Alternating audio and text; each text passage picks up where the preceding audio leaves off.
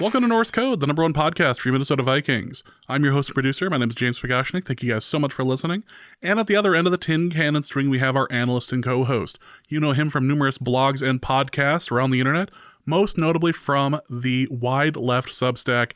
He is the very busy and exhausted, very, very useful human, Arif Hassan. Arif, how exhausted are you after this very long weekend? Someone in the Discord, so I complained about my exhaustion. Someone in the Discord asked if I needed a death lemonade, and I said yes, but not for the caffeine, for the death. Yes.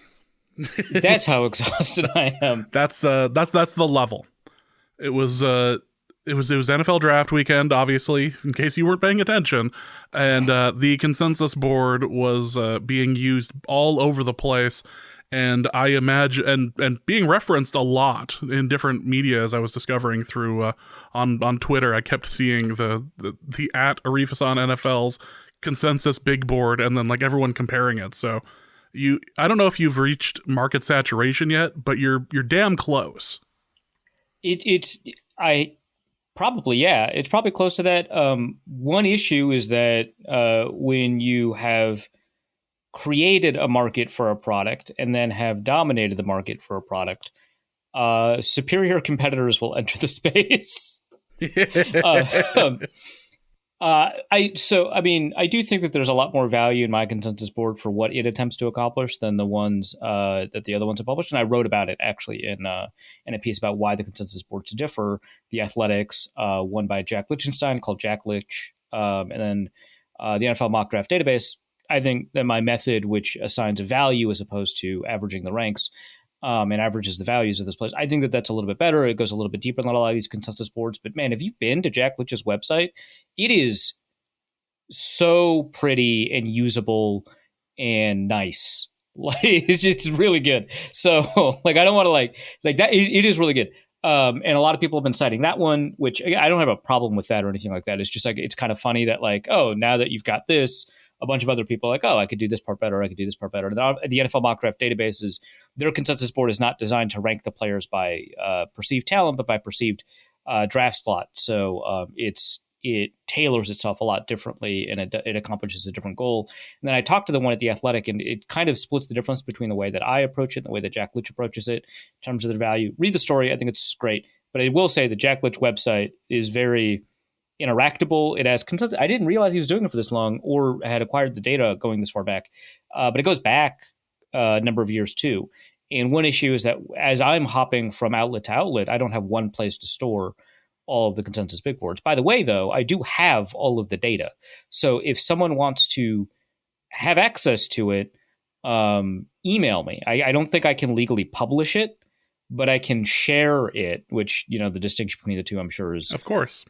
Yeah, I'm sure we'll have some lawyers pop it. Well, as it turns out, as we learned after last episode, we do have a strong legal following, or a strong following in the legal community. Yeah, which, if I'm going to rank, so we've got astrophysicists, plural, lawyers, plural, professors of ethics and theology, plural. If I'm going to rank them by how obnoxious it is when they email me, obviously the astrophysicists are the least obnoxious. Goated. Love them. Apparently handsome. Apparently, especially when they're handsome, yes. Yeah. A surprising second place, lawyers. Did not, 10 years ago you asked me this, lawyers would have been third. Second, the emails that we received on this question were very pleasant. But they did attempt to correct me, which I don't like. Every time we got in an email or a message regarding the legal advice Arif was trying to give last episode in his not legal section. Advice is not legal advice. Yeah, this is important. The distinction exists, I'm sure, but for the sake of annoying Arif, I'm going to continue. So after his little rant on that, we received a number of messages rebuffing Arif's attempt at disinformation through podcasting. Disinformation. And I enjoyed every second of it, quite frankly, because I knew how much it annoyed him.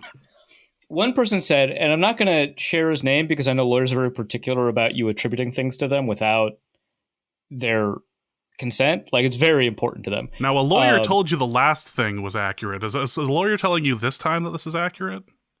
No. I'm saying that I have seen that they are sensitive to this. I'm not saying there's a legal thing about this. Gotcha. But they seem to be very concerned. So I'm not going to share the name, even though they didn't, in this particular case, indicate that I could or could not share their name. But they said that they had a lot of trial experience. And, of course, I looked them up. And God bless them, they were a public defender. So least annoying lawyer, for sure. God's work. But that there's technically not a hearsay exception for the police. But it happens to be the case that the prosecution will find a dozen, and he listed like a bunch of the ways too, a dozen different ways for them to get around hearsay rules to introduce police testimony on the record that would essentially amount to providing testimony on hearsay, but in another context that would make it acceptable, like what were you doing when sort of thing. So technically, there is no hearsay exception for the police, but practically there is, which that distinction is not important to me, but for a lawyer, obviously, that's the whole job. So I get it. This is the closest we're ever going to get to a Norse code retraction. So I just wanted to get this out of the way before we started. Again, because it annoyed Arif how immediately in the morning, at like 4 a.m., we started getting messages about it. I also got a tweet from somebody who also wasn't a lawyer and just Googled it, which, look. Fantastic. I love our listeners so very much. Welcome to this episode of Norse Code. Hope you guys are all doing well. We just had the draft. We'll be going over the picks, going over some of the UDFAs, and we have a bunch of mailbag questions as well. And I suppose we should talk about Atlanta now that I'm thinking about it. They made me chuckle, and based on the video from the football party, it raised an eyebrow or four there as well. So we'll talk about a couple of things here. But before we start, thank you guys so much for listening. If you enjoy the show and would like to help us out financially, you can do so in a couple of different ways. You can go over to patreon.com/NorseCode for $3.50 a month, or a little less for the year subscription. You get access to bonus materials, which we'll be putting out an episode here in the next couple of days. You get access to the Discord, all of that over at patreon.com/NorseCode.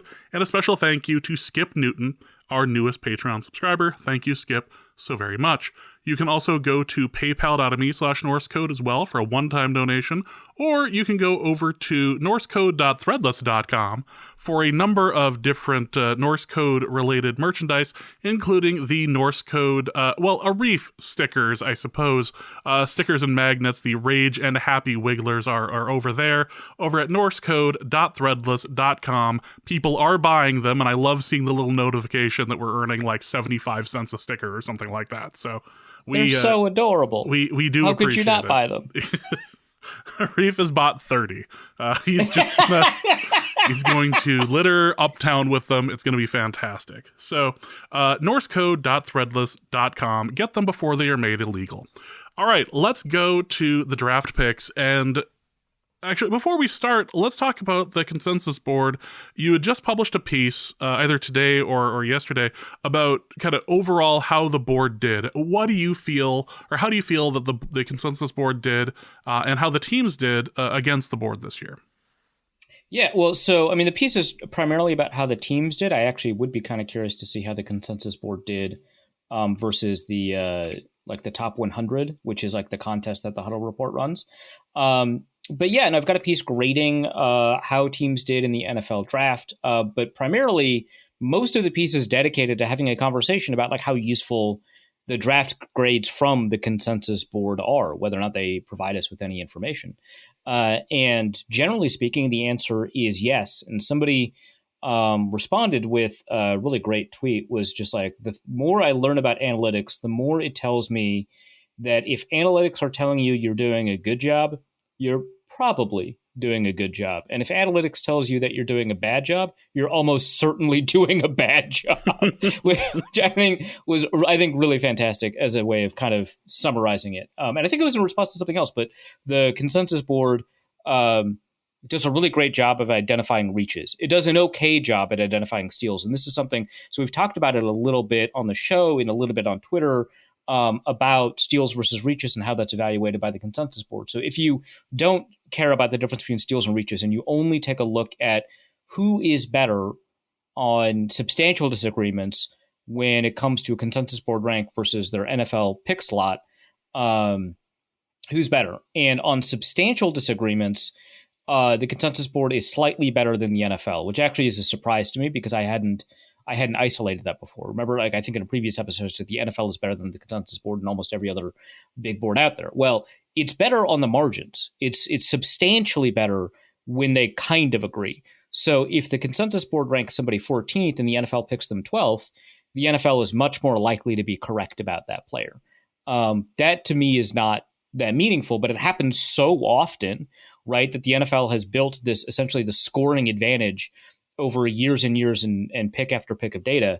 I think it's about 500 picks where that was the case, where they were really close, within 15% of each other in terms of value. And the NFL was much more correct about that. And obviously, the NFL has an advantage by doing stuff like player fit and isolating stuff like injuries and medicals, and then also character work, and trying to figure out how hard a worker or player is, and all that really important stuff that a lot of the consensus board, the people who contribute to the consensus board, don't have access to. That it's not surprising that they win at those margins. But the thing that surprised me is that when I only looked at substantial disagreements, the consensus board was actually ahead, player for player. If you looked at reaches, the consensus board had an enormous advantage. And if you looked at steals, the consensus board had not slight, but a somewhat significant disadvantage. When you combine them, the overall assessment is that the consensus board has actually been better than the NFL, which I wasn't expecting. But what's interesting is that this was so cool is that I was like, well, hold on. It doesn't mean that steals are not steals when the NFL is closer to correct on these players. So let's take a look at steals, reaches, and agreements and look at how they performed against each other in the same pick slot. And it turns out that the consensus board is not correct. If the consensus board calls somebody a steal, they're much more likely to perform well at that pick than any other type of draft pick, whether it's an agreement or a reach, right? And that might seem initially kind of confusing, right? Like, how can the NFL be more correct on steals? How can they, like you said, have an advantage on steals, but that player still perform better? And the answer is probably best characterized through an example. If the consensus board ranks somebody 15th, and the NFL picks that player 30th, then that player performs like the 25th best player of that draft class. The NFL was correct that in terms of their value, or more correct in their evaluation. They were more accurate to pick them later than at 15th, right? But being the 25th best player in the draft class is overperforming your draft slot. And that happened a lot more often with steals than with agreements and then with reaches. So I thought that was pretty cool. So I did all of that. You can find all of that over at Wide Left. It grades all the classes. It goes over some historical classes that were graded poorly or graded well. And it goes over kind of that arrangement. And then in terms of how it did at picking the top 100, which is the Huddle Reports whole thing. Actually, let's take a look right now. Let's just do a quick, we can do this actually really quick in Google Sheets. Then we can see how many in the top 100 we nailed, and then we can take a look at the Huddle Reports scoring for top 100. Okay, we got 82, which actually seems kind of low to me. So let's take a look at the Huddle Report scores for the top 100, which is always pretty fun. So, the Huddle Report graded themselves as having won the 2024 draft. No, I mean, I've tested the Huddle Report too, so it's not as if they're goosing the data or anything like that. So the top score was tied this year among three people: Todd McShay, Did Todd McShay submit a board? I'm going to have to look that up because I couldn't find it because he was not with ESPN anymore. And then the guy who runs the Huddle Report, Robbie Esch, and then Kyle Lindemann over at Rotoballer. So that's 85. 82 would have tied for 20th. So you got 85, 84, 83, and then 82, you've got a bunch of people here, including Field Yates at ESPN, to Hayden Winks at Underdog Fantasy, who's done a really great job there. Kevin Hansen, who used to work in NFL front offices at a very high level at Eat, Drink, Sleep Football. The person currently running Scouts Inc., Steve Munch, that used to be Todd McShay's. And then Thor Nystrom over at Fantasy Pros. Oh, and then Draft Board Guru, who I wrote about in my piece comparing the boards together. So that's incredible company. Thor Nystrom, by the way, ranked 6th in player prediction inside the top 100. And so he just missed the cutoff. But it's worth pointing out that Thor's actually done a very good job despite being as goofy as he is. So that's funny. Yeah. So yeah, a really great performance in determining. It looks like it was a little bit of a harder prediction mechanism this year because 2021 the top score was 89. In one of these years, I think the top score was 91 in the past 5 years. So this was a tough year to get the top 100 right. Well, it didn't help that most of the picks were offense for about 3/4 of the draft. So there is that. All right. So before we get into the individual picks, just a brief overview as to kind of what the Vikings ended up doing here. This outside of the gentleman's agreement that has been discussed as far as the quarterbacks were concerned, this was a draft where the Vikings did a lot of trading and then spent a couple of rounds just not picking anybody as a product of the trading. Yeah.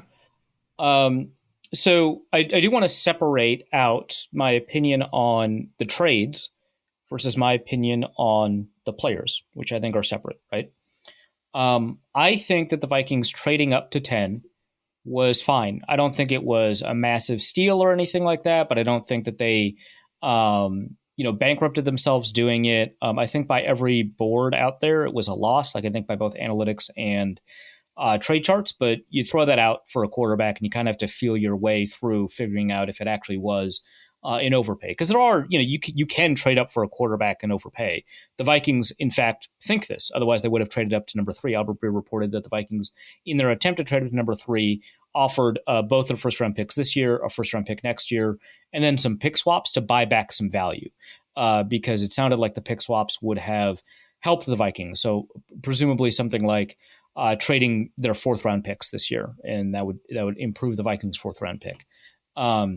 So something like that, right? So 3 firsts and then a little bit to buy back some value.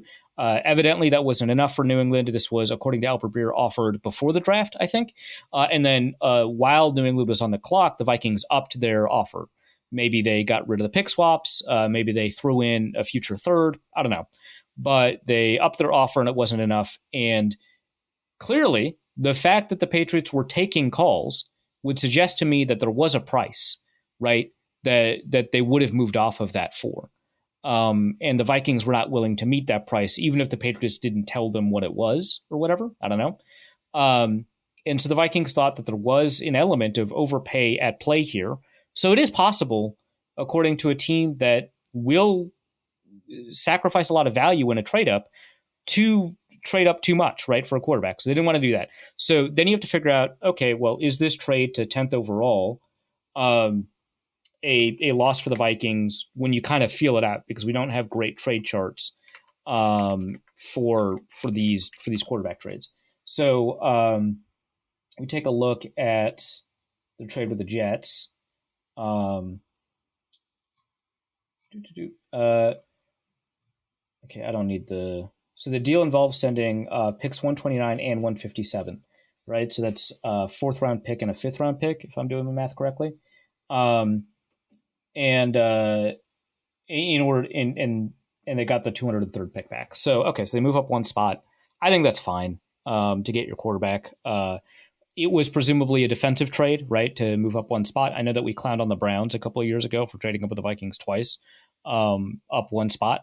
The Browns did that for like a running back and a failure of a cornerback, if I remember correctly, like Justin Gilbert and Trent Richardson, if I think. And and obviously knowing the outcomes of those trades helps us make fun of them. But at the time we were making fun of them. But there was an argument for why you would trade up one spot, right? You don't think the Vikings are going to pick Trent Richardson.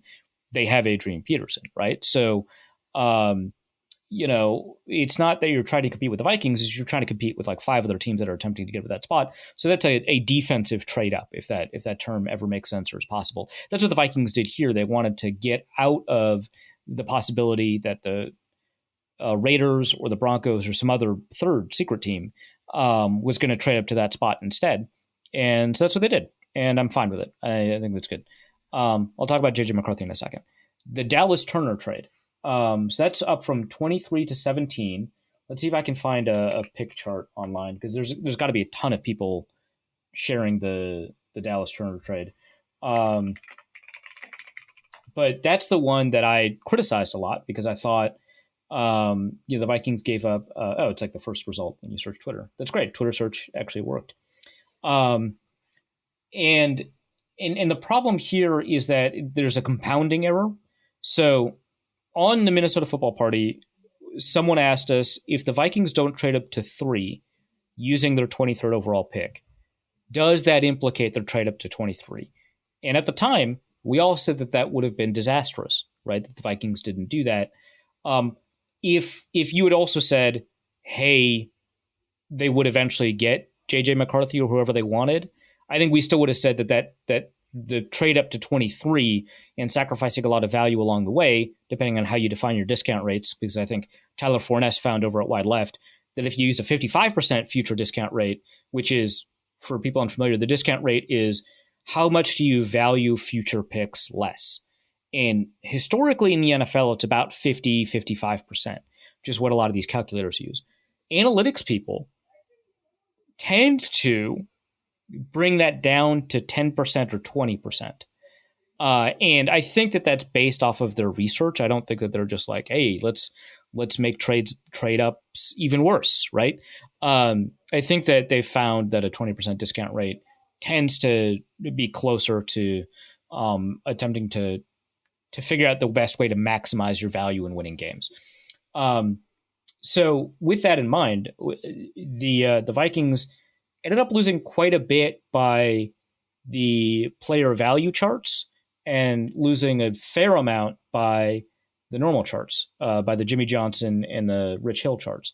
So those two charts say that the Vikings got pretty close to following the Jimmy Johnson chart, but still lost out on value. They gave up basically an early 6th.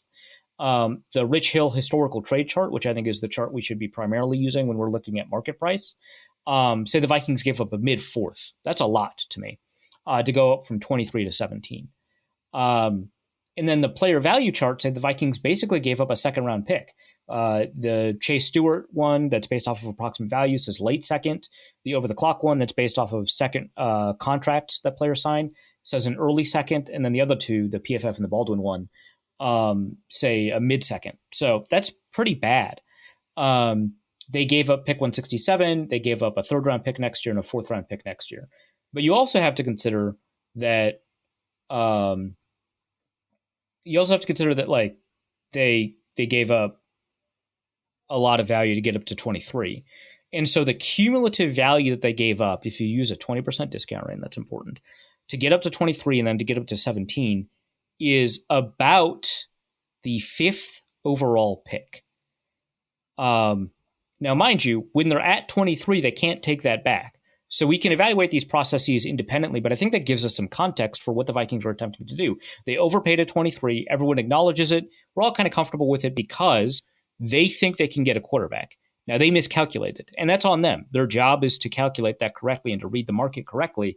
But it is a different type of error than the error that's involved here, the 23 to 17. None of this is to say Dallas Turner was a bad pick, right? But here's one way to think of it. So I know a lot of people were like, I can't believe you're concerned about a 5th-round pick, which it's not. It's a 3rd, a 4th, and a 5th. But they're like, I can't believe you're concerned about a 5th-round pick. And the way that people talk about it, they're talking about it as if a 5th-round pick is going to be as good as Dallas Turner. I'm not saying that. I mean, technically that's possible, but that's not the argument.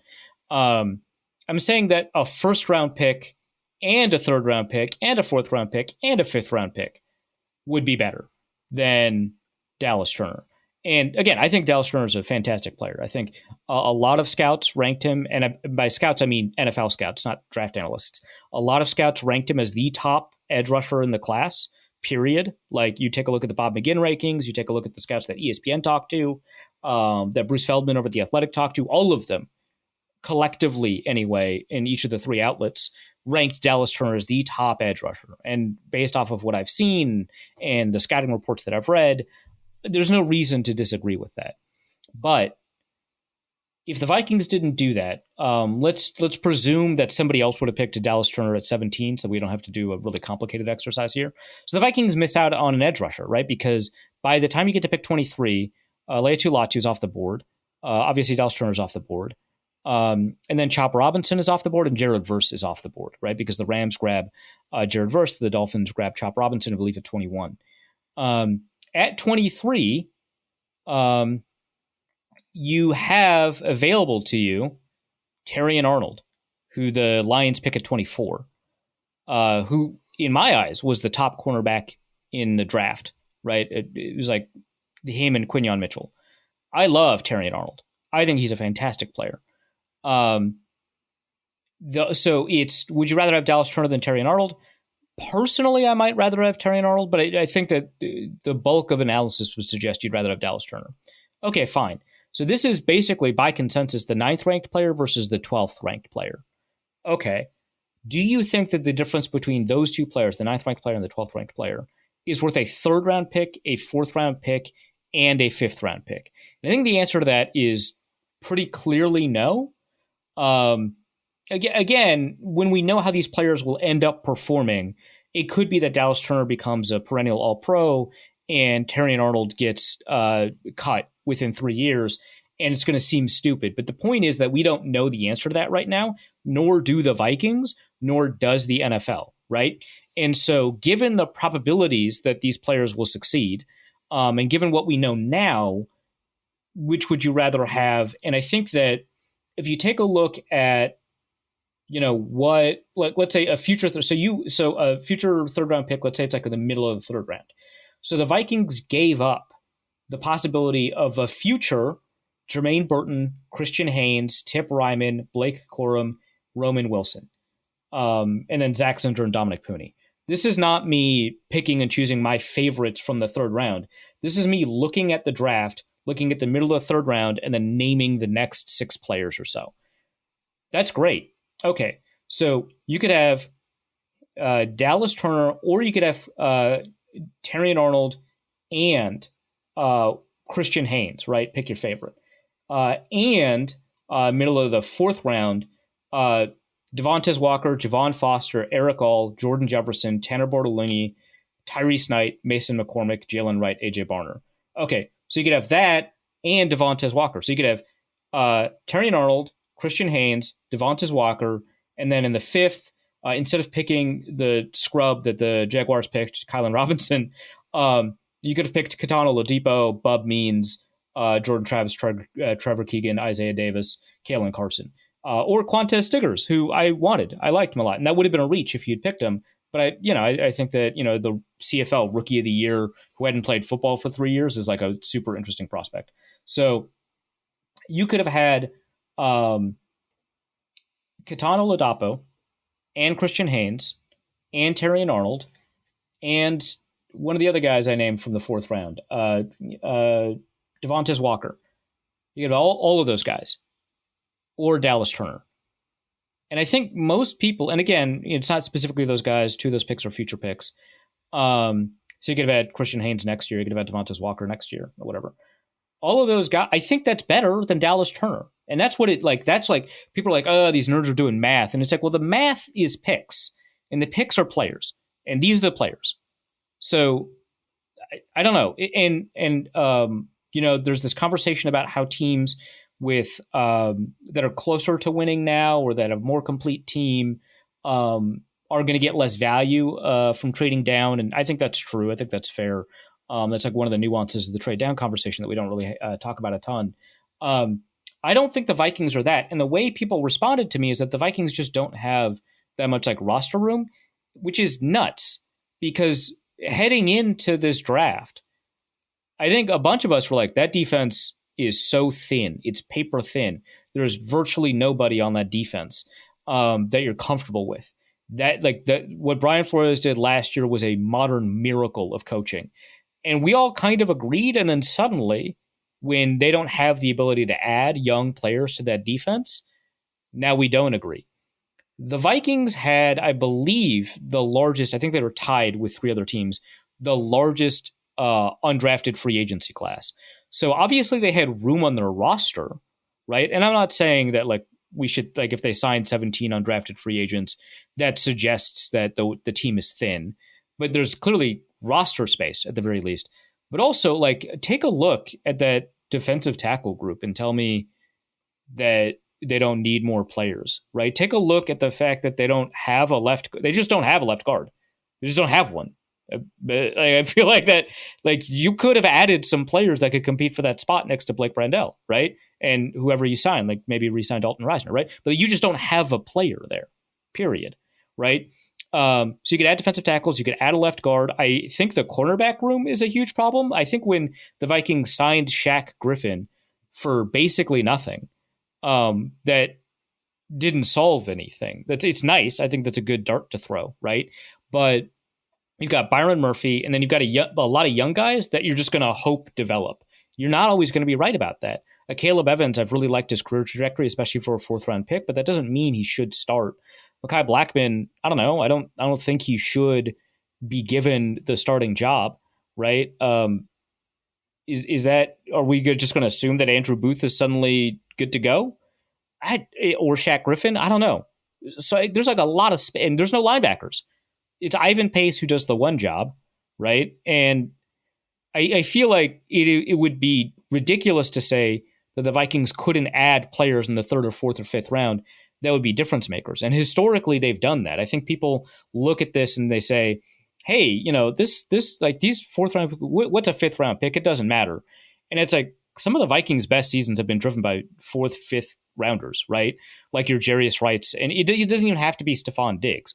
But it's like these people that come in and just put in a bunch of snaps are so hugely significant for the Vikings and have been over the years, like your Jarius Wrights and your KJ Osborns. And I mean, your John Sullivans and your Joe Bergers, right? I don't think he was a 5th round pick for the Vikings, but he was a 5th round pick, right?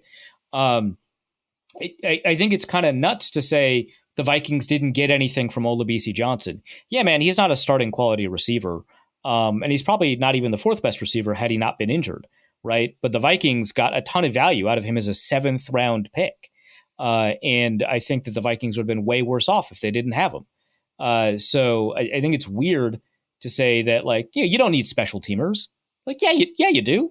The whole deal with the Vikings has been that you need special teamers, like, for years. So it's weird that people have been dismissive about this, like, which doesn't mean that you should hate Dallas Turner, the player. So that's my conversation about the picks. They have, like, what, I think 3 picks in 2025? 3?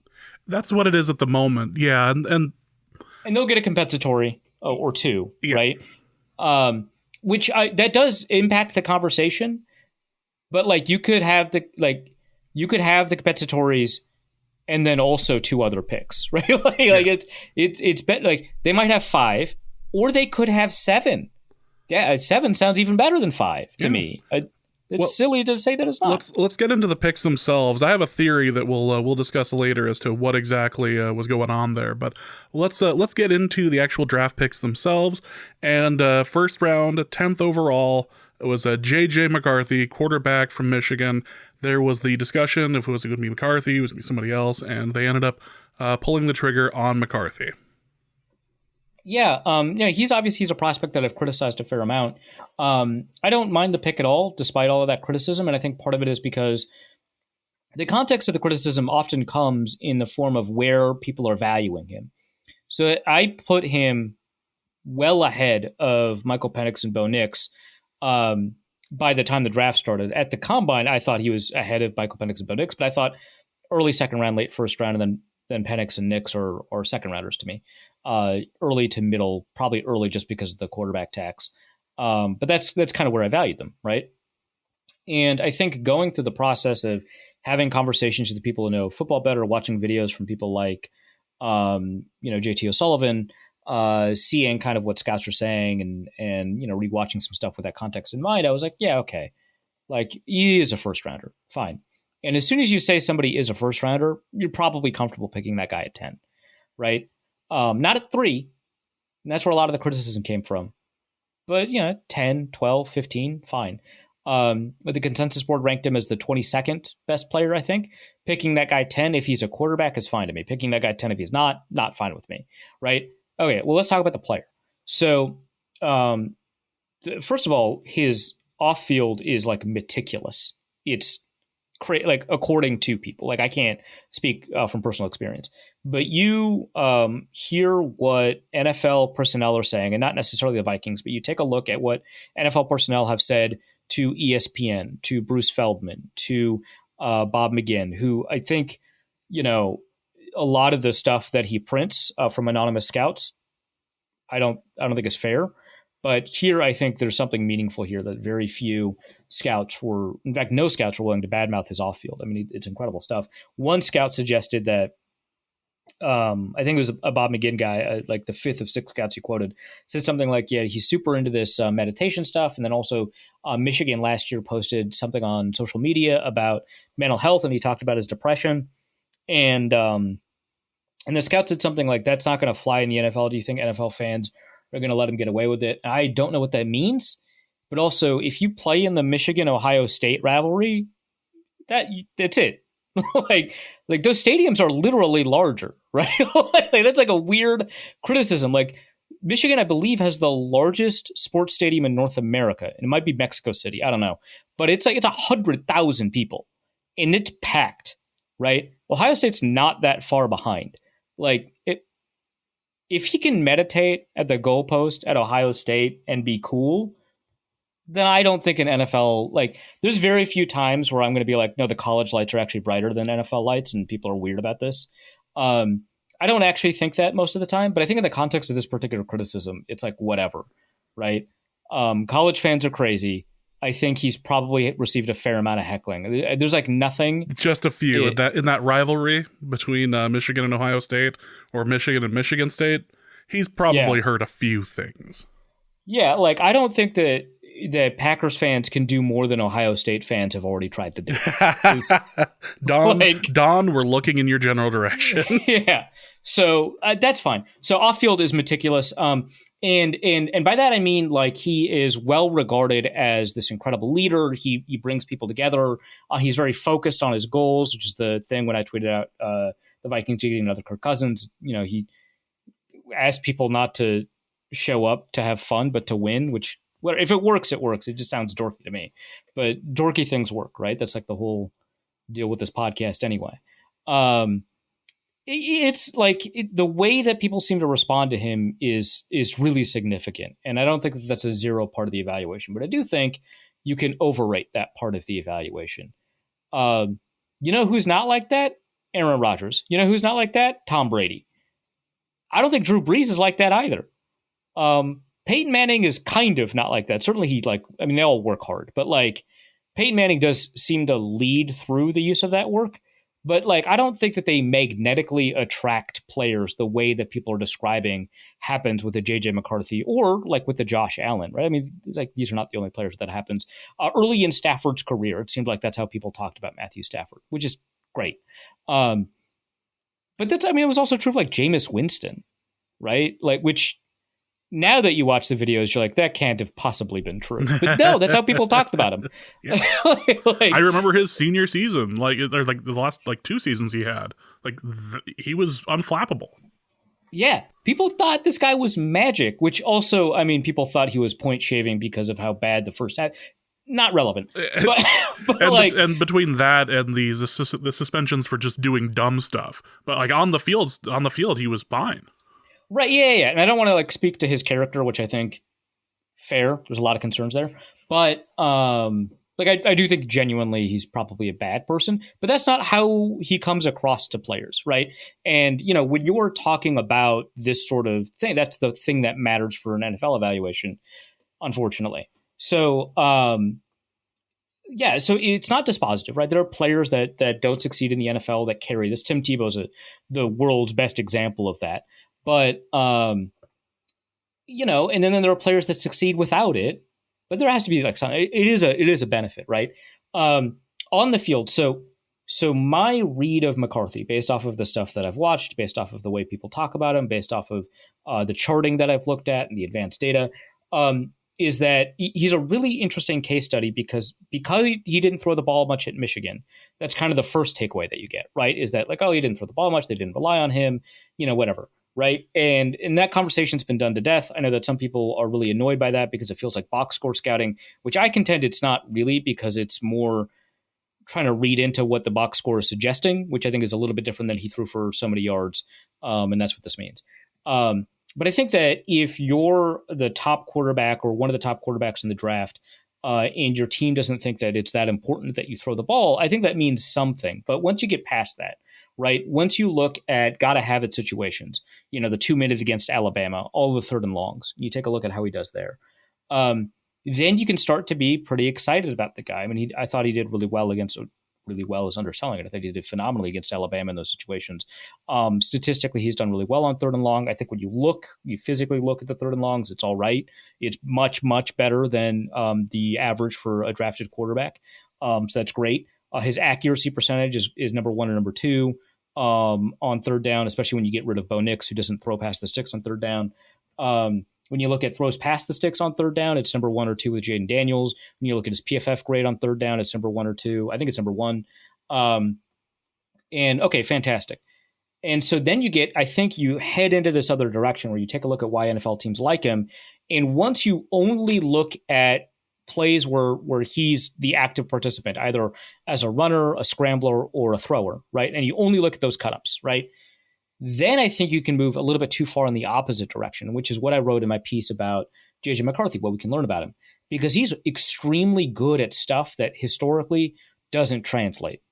And by doesn't translate, I don't mean is not a quality that you want in a quarterback, but rather is a very difficult quality to see recur from year to year to year. The same thing happened with Derek Carr. The same thing happened with Justin Herbert. These things happen where you become really good at some particular metrics that are really important. And then the next year, you're not good at those, but you're the same quarterback. The same thing is true of Carson Wentz, right? Carson Wentz in 2017 had, I think, the best third down conversion rate on throws, either on third and long or just third down in general. The best, right? And then also on contested throws, a high number of completions, right? And that's where a lot of his value came from. He actually had a really poor EPA per play on first and second down. Well, we all know what happened with Carson Wentz. Didn't go that well. It was quite the cliff he fell off of. I feel like there's a joke here that you're making that I'm not picking up on. I'm just going with the metaphor here. Great. So, Justin Herbert, his rookie year, had the best passer rating under pressure. Derek Carr had an extremely high touchdown interception ratio his rookie year. And these things are important to the outcome of games. They matter. You've got to be good at them if you want to win. But being good at them does not suggest that you will be good at them in the future. And on all of these elements, McCarthy was like the best or the second best in the draft class at accuracy under pressure, passer rating under pressure, completion percentage under pressure, which is different than accuracy, on throws past the sticks under pressure, PFF grade under pressure, expected points under pressure, and then the same thing on third down. All of those, but also on third down. And it's not just PFF; it's also Sports Info Solutions. Because I wanted to because I know a ton of people have a bunch of criticisms of PFF, and they're like, "Oh my God, you're just relying on PFF grades to build your evaluation." But you take a look at all of those. You take a look at the traditional statistics on third down and stuff like that, and he is lights out in all of them against the FBS and also against the draft class. Just the best. But the problem is you can look at those and I think be seduced by the evaluation and not take a look at the stuff that matters less in terms of outcomes of winning games, but matters more in projecting how well that person will do. So one interesting thing that we found is that performance on third down in 1 year is better predicted the previous year, not by your performance on third down, but by your performance on first and second down. In combining the two gives you an even better, but primarily first and second down have an outsized predictive importance to next year's third down performance, right? And you do a much better job just eliminating it. So on first and second down, on a clean pocket, on throws past the sticks in a clean pocket, all of those things. His accuracy was above average for the class, which, I mean, at least it wasn't below average, right? But all of those elements were essentially a little bit above average or whatever, right? And it's that consistency that has always been the issue for me. So like there's been a lot of talk about a supporting cast, and it has been a little bit unfair because people haven't talked about Michael Penix's supporting cast, which is far superior. And then not that draft position is like a 100% great indicator of supporting cast, but it's a really strong one, right? So you take a look at how Washington's offense got drafted, like goodness, right? You take a look at Michigan's offense, and it was like a lot of them got drafted, especially the third, fourth round, but it's not the same, right? But the supporting cast is only a useful argument if you're making either one of two arguments. One, these statistics are not very useful for us because they're being buoyed by somebody who's got the ability to run after the catch, or somebody's winning these contested catches, or the fact that the clean pockets occur a lot more often, or that he has more time in the pocket, or whatever, right? So it's either the indicators that you're looking at are being manipulated by the impact of the supporting cast, or that the supporting cast was so good that he wasn't asked to do difficult things that often, which I think the second part is true. But the thing that you could take away from that is not just to say the supporting cast was good, so therefore he's you can't evaluate him, but rather how do we account for that in the evaluation? Okay, so let's take a look at the plays where he doesn't have 2.5 or more seconds in the pocket, on the plays where the coverage is actually pretty good, on plays all of that, right? And I didn't love it. I thought that his processing was okay. Like it's not like, so there are some quarterbacks that will just go through reads insanely quickly and correctly, which is fantastic. You like to see that. Caleb Williams, despite all of the conversation about like how much he like holds onto the ball and performs all these scramble drills, goes through reads really, really quickly. Really, his processing is phenomenal, right? And McCarthy improved from year one to year two, or not year one to year two, last year to this year in that respect, but still is kind of stuck on his first read a little bit. Okay, he's pretty young. His accuracy is not wonderful. His completion percentage is great, but the ability to put the ball in the best possible position for his receivers, not that great. Better than Drake Mays, not as good as Jaden Daniels, not as good as Caleb Williams. Better than Michael Penix. I don't like Bo. I'm just not going to talk about Bo Nix. This is not fair. You can't. They're all first round quarterbacks, but no. Within reason, yeah. Yeah. I'm going to get burned so bad on this guy. He's going to be so good, and I'm going to be like, Bo Nix.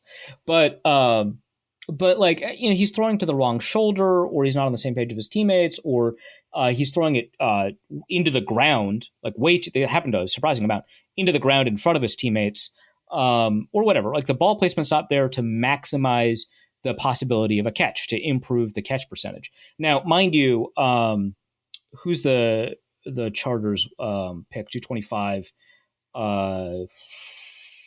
That receiver, the second receiver on the team. I'm trying to say it's like Loveland or something, but that's the name of the tight end that's going to come out next year. Cornelius Johnson, that's it. He had a drop problem, so like it's not as if all of the things are McCarthy's fault. But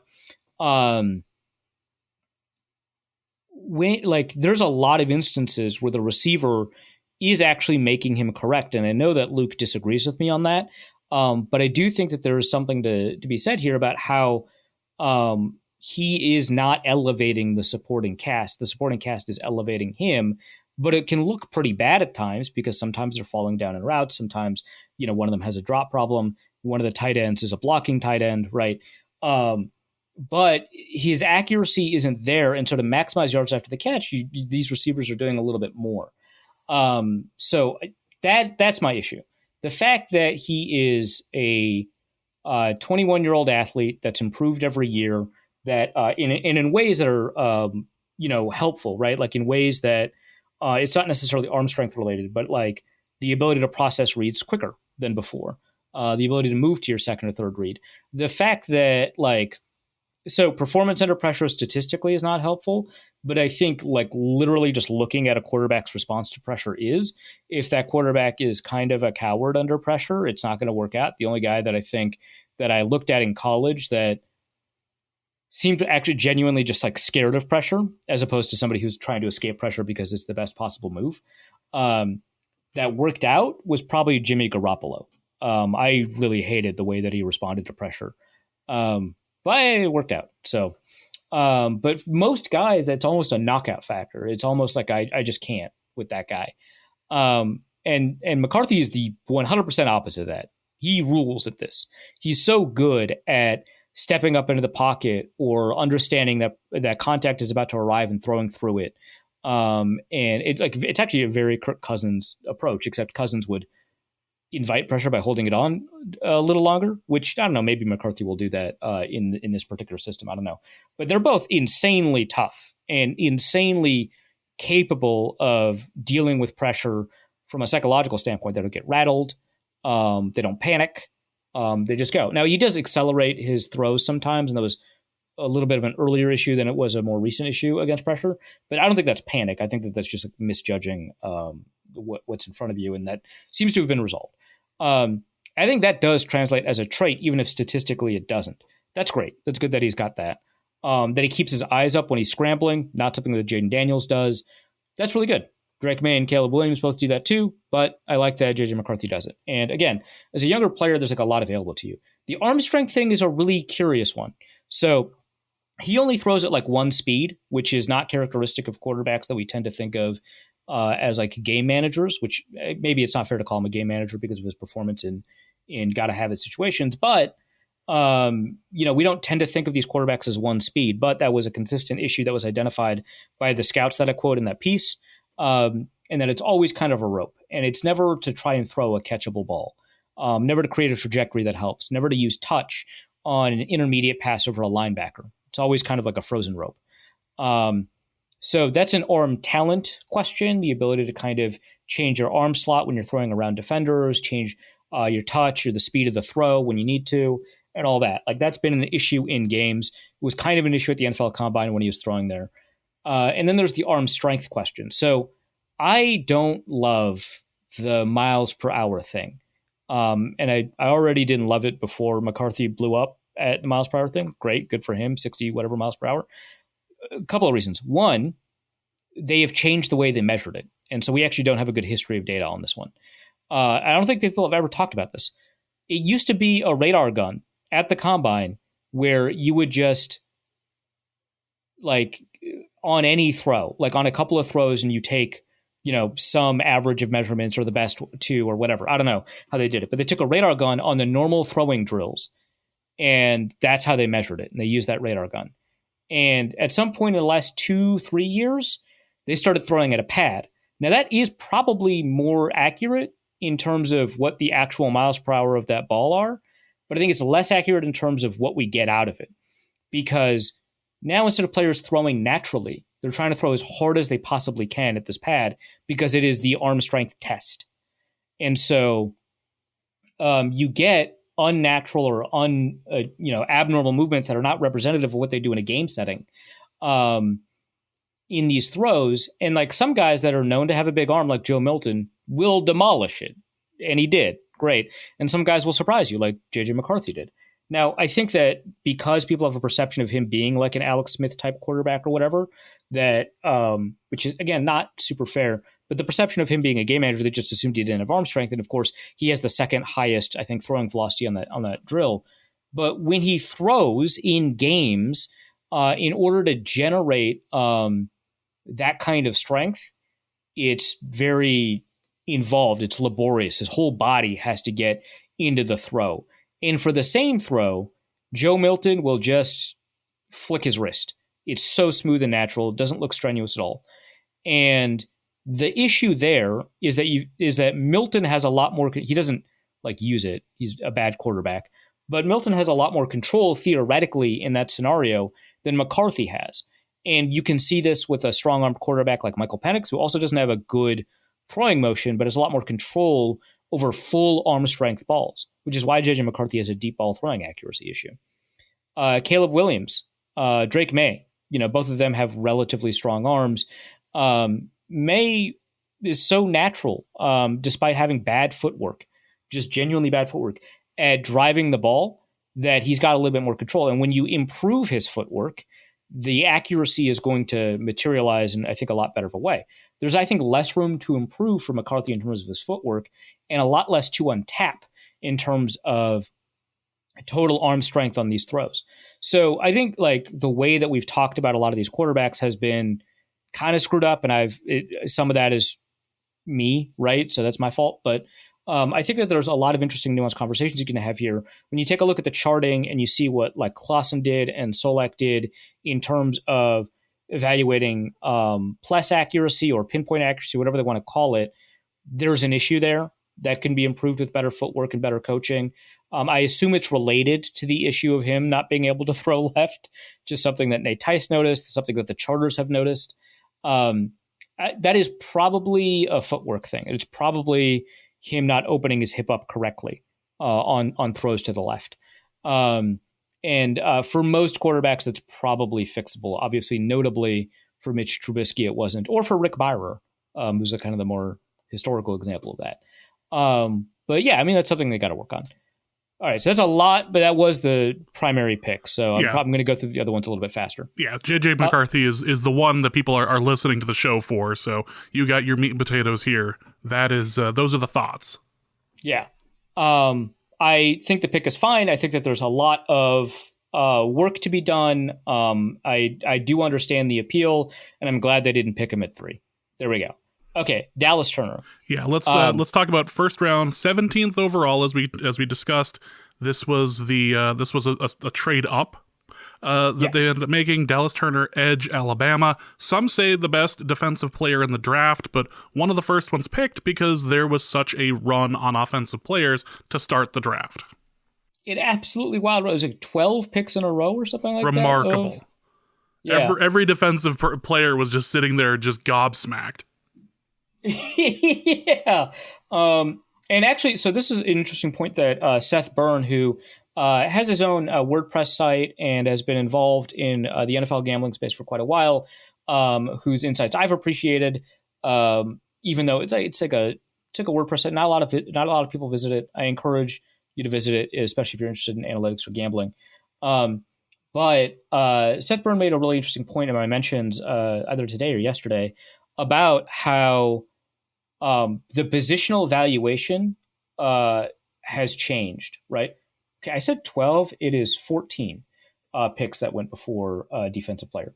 That while steals are generally not that valuable as much as you think they are, they might be in this case because of this offensive run that suggests a signal in changing how the NFL evaluates these positions.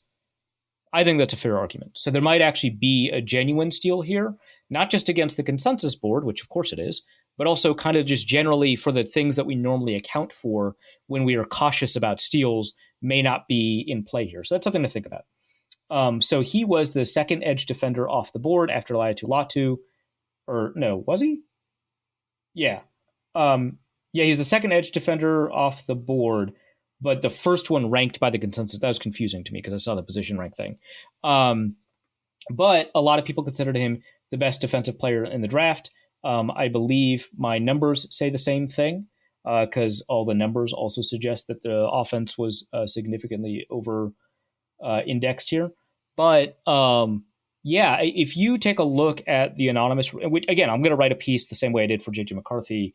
I wanted to get that piece out like as soon as possible. This Dallas Turner piece can wait just a little bit. But if you take a look at how the NFL has talked about Dallas Turner and NFL personnel, they love the guy.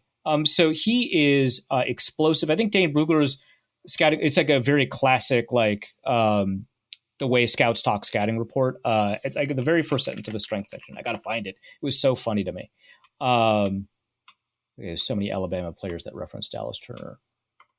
Here we go. Strengths. Built with explosive muscle fibers throughout his long athletic frame. Come on, Dane. That's the sort of thing that like it gets said about Wolverine. not about. Yeah. Did you do a biopsy on his muscle fiber? Like, what? Come on.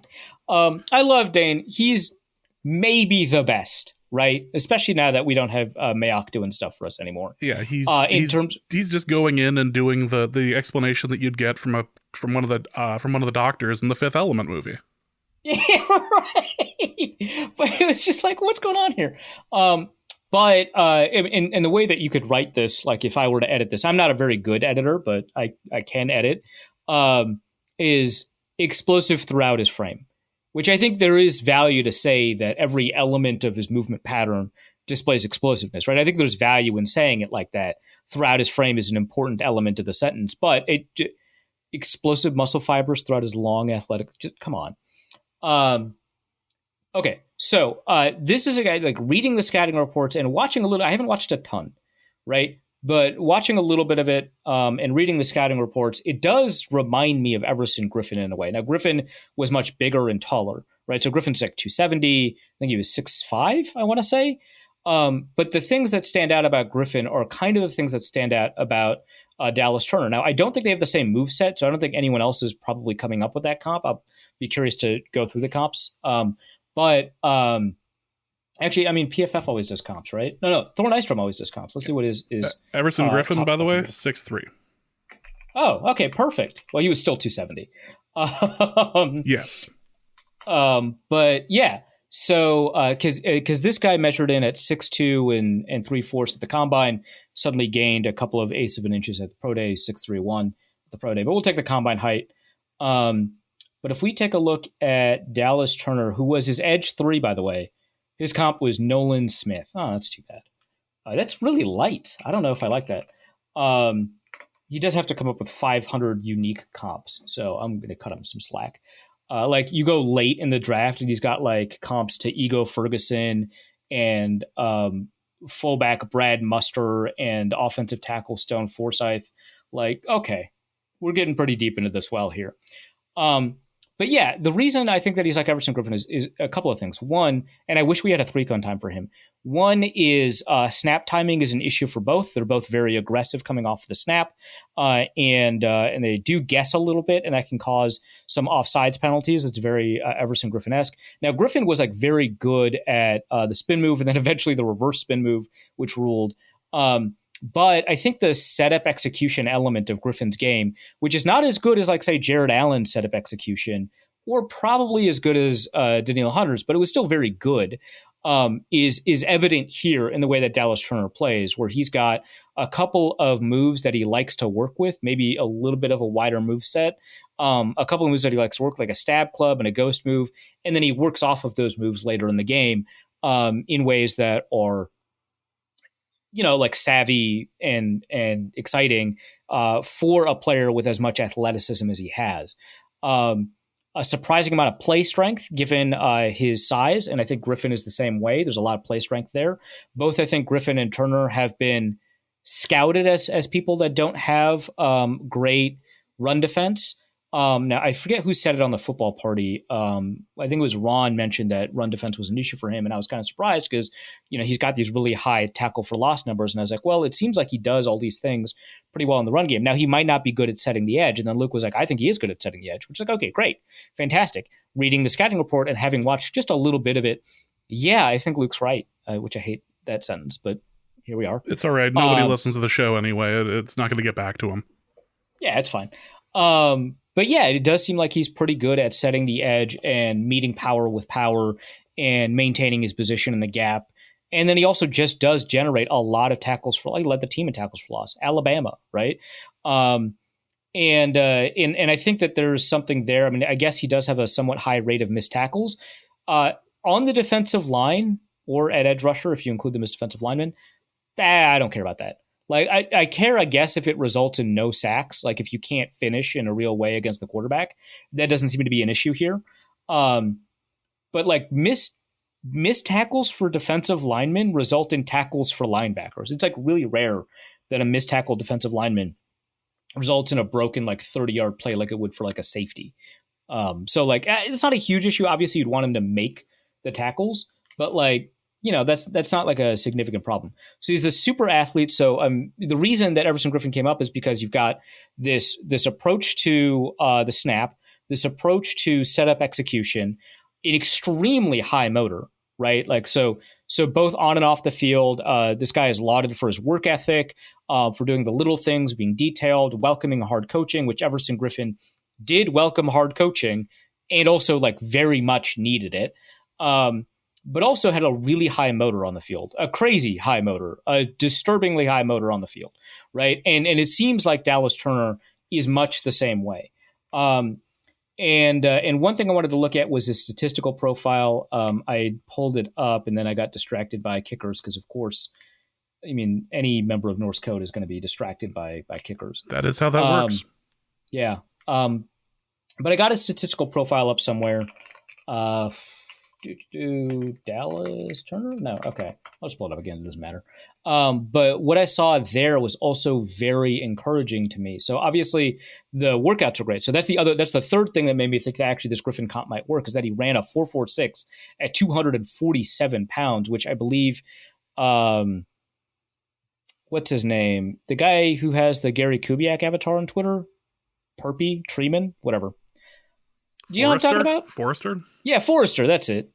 He needs to change his name a couple. Forrester, the bowling guy, mentioned that he has a faster 40 than Jordan Addison. Why not? Yeah, he's just like, okay. It's crazy. We've gotten kind of used to these edge rushers having like blazingly fast 40s, but even in that context, that is like obscene. How fast it is. So you've got that. He had a 40.5-inch vert, which might be the highest on the team. Again, at 247 pounds. Broad jump that was up there. I just wish we had a 3-cone, but super explosive. You can see it off the snap.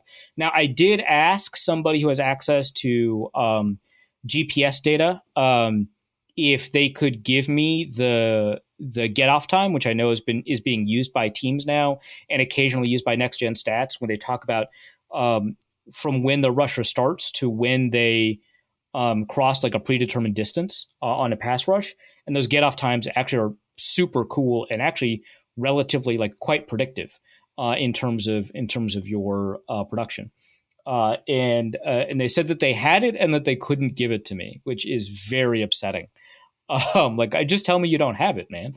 So I don't have that, which would have been a nice part of the athletic parcel to include in the conversation, but really incredible testing scores at scores that tend to correlate. Well, now 3-cone correlates the best, but vertical and broad jump do actually have a lot of signal here, as does weight adjusted 10-yard split, which of course he does very well at.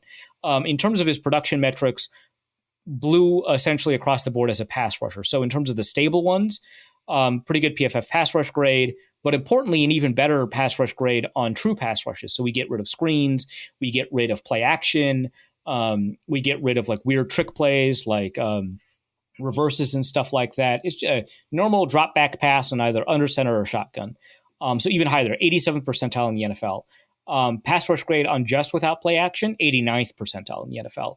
Pass rush win percentage. So not whether or not you create pressures, but whether or not you beat your offensive tackle or your assigned blocker within the first 2.5 seconds of the snap. 91st percentile. And that's probably the most predictive out of all the statistics. Now in run defense grade was 44th percentile. So maybe there was something there. Run stop percentage, which is the number of times that you create a tackle that creates negative expected points over the number of run snaps that you're in, 12th percentile. So maybe there is something to this run defense thing. And then unstable metrics, he does pretty well there. We're not going to spend a ton of time on them. High sack percentage, high percentage of pressures on cleanups. He has a really, really, really low missed tackle percentage, but PFF says that is unstable as a metric, which is good news. But yeah, I really like him. It sounds like he's fairly raw, the way that people talk about him. But I think that that's in comparison to Latu and not in comparison to most edge rushers. In comparison to Latu, there's a bunch of NFL edge rushers that are raw, starting NFL edge rushers who are raw. That guy is an insanely polished, technical pass rusher, and so would be an unfair comparison. But in comparison to Chop Robinson, he's much more technically capable. So you've got, I think that there's something to work with here. He's not going to see the field for 1,000 snaps, probably, given the Vikings, have Andrew Van Ginkel and Jonathan Grenard. But he's probably going to see the field quite a bit. And he's probably going to improve in the second half of the season if he doesn't get fatigued from the first half of the season. And the great thing about getting an Alabama player is that they're pretty used to playing long seasons, right? So it's not like there's as high a likelihood of a rookie wall for him as there are for like a lot of other players that only play, 12 games in a season as opposed to apparently 15, right? So I'm excited about the player. I'm really excited about the player. That should be he should be really fun to watch in camp. Yeah, absolutely. And I think on the Minnesota Football Party, someone asked me, like, who's going to excite you if they pick him? And I named a couple of players, and I was like, if they pick Dallas, because they were asking, like, what happens if they don't pick a quarterback and they have to pick at 11 and 23, which is they picked it at 10 and 17, so functionally the same. Who would you want? And I named a couple of players that I was excited by, and then I was like, Dallas Turner, I wouldn't I would like the pick, but I wouldn't be over the moon about it. And I guess that's where I am, but I do like the player a lot. Like you said, he should be fun to watch, especially in training camp. Like being able to go up against Christian Darrisaw, that's going to rule. Yeah. Let's go to the next pick. So we had 2 first-rounders, and now we go to the 4th round, 108th overall. Kyrie Jackson, cornerback out of Oregon. We have a tall cornerback. Yeah, that's all I knew about him the other day. Because someone was like, yeah, I don't see you being positive about picks. And I was like, how could I be positive about this guy? I don't know about him. So I did a little bit of digging. Haven't, unfortunately, included watching him as part of the digging, but I do think that I can provide a little bit of value on this. First of all, I would highly recommend reading Matthew Coller's piece on him because his story is really fascinating. He quit football for a while, lost his motivation. I don't want to speak exactly to why he quit football, but he didn't play football for a couple of years, I think because the school didn't offer it, moves to another school in Maryland where they do offer it. So he finally gets a couple of offers his senior year based off of his level of play. The 1 year he was able to play football, is not academically eligible to go to these institutions, which, if you know me, I don't actually think that that's as big a deal as I think a lot of other people believe, right? There's like all kinds of reasons people can fall behind in their grades. And maybe I'm being sympathetic because I also did that. But okay, so fine. So he goes to a JUCO, and he gets homesick, and apparently he develops, and he doesn't. I want to be careful here.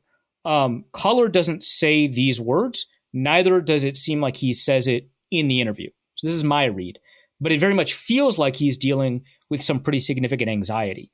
So he moves back home, not to a school, but to work in a grocery store.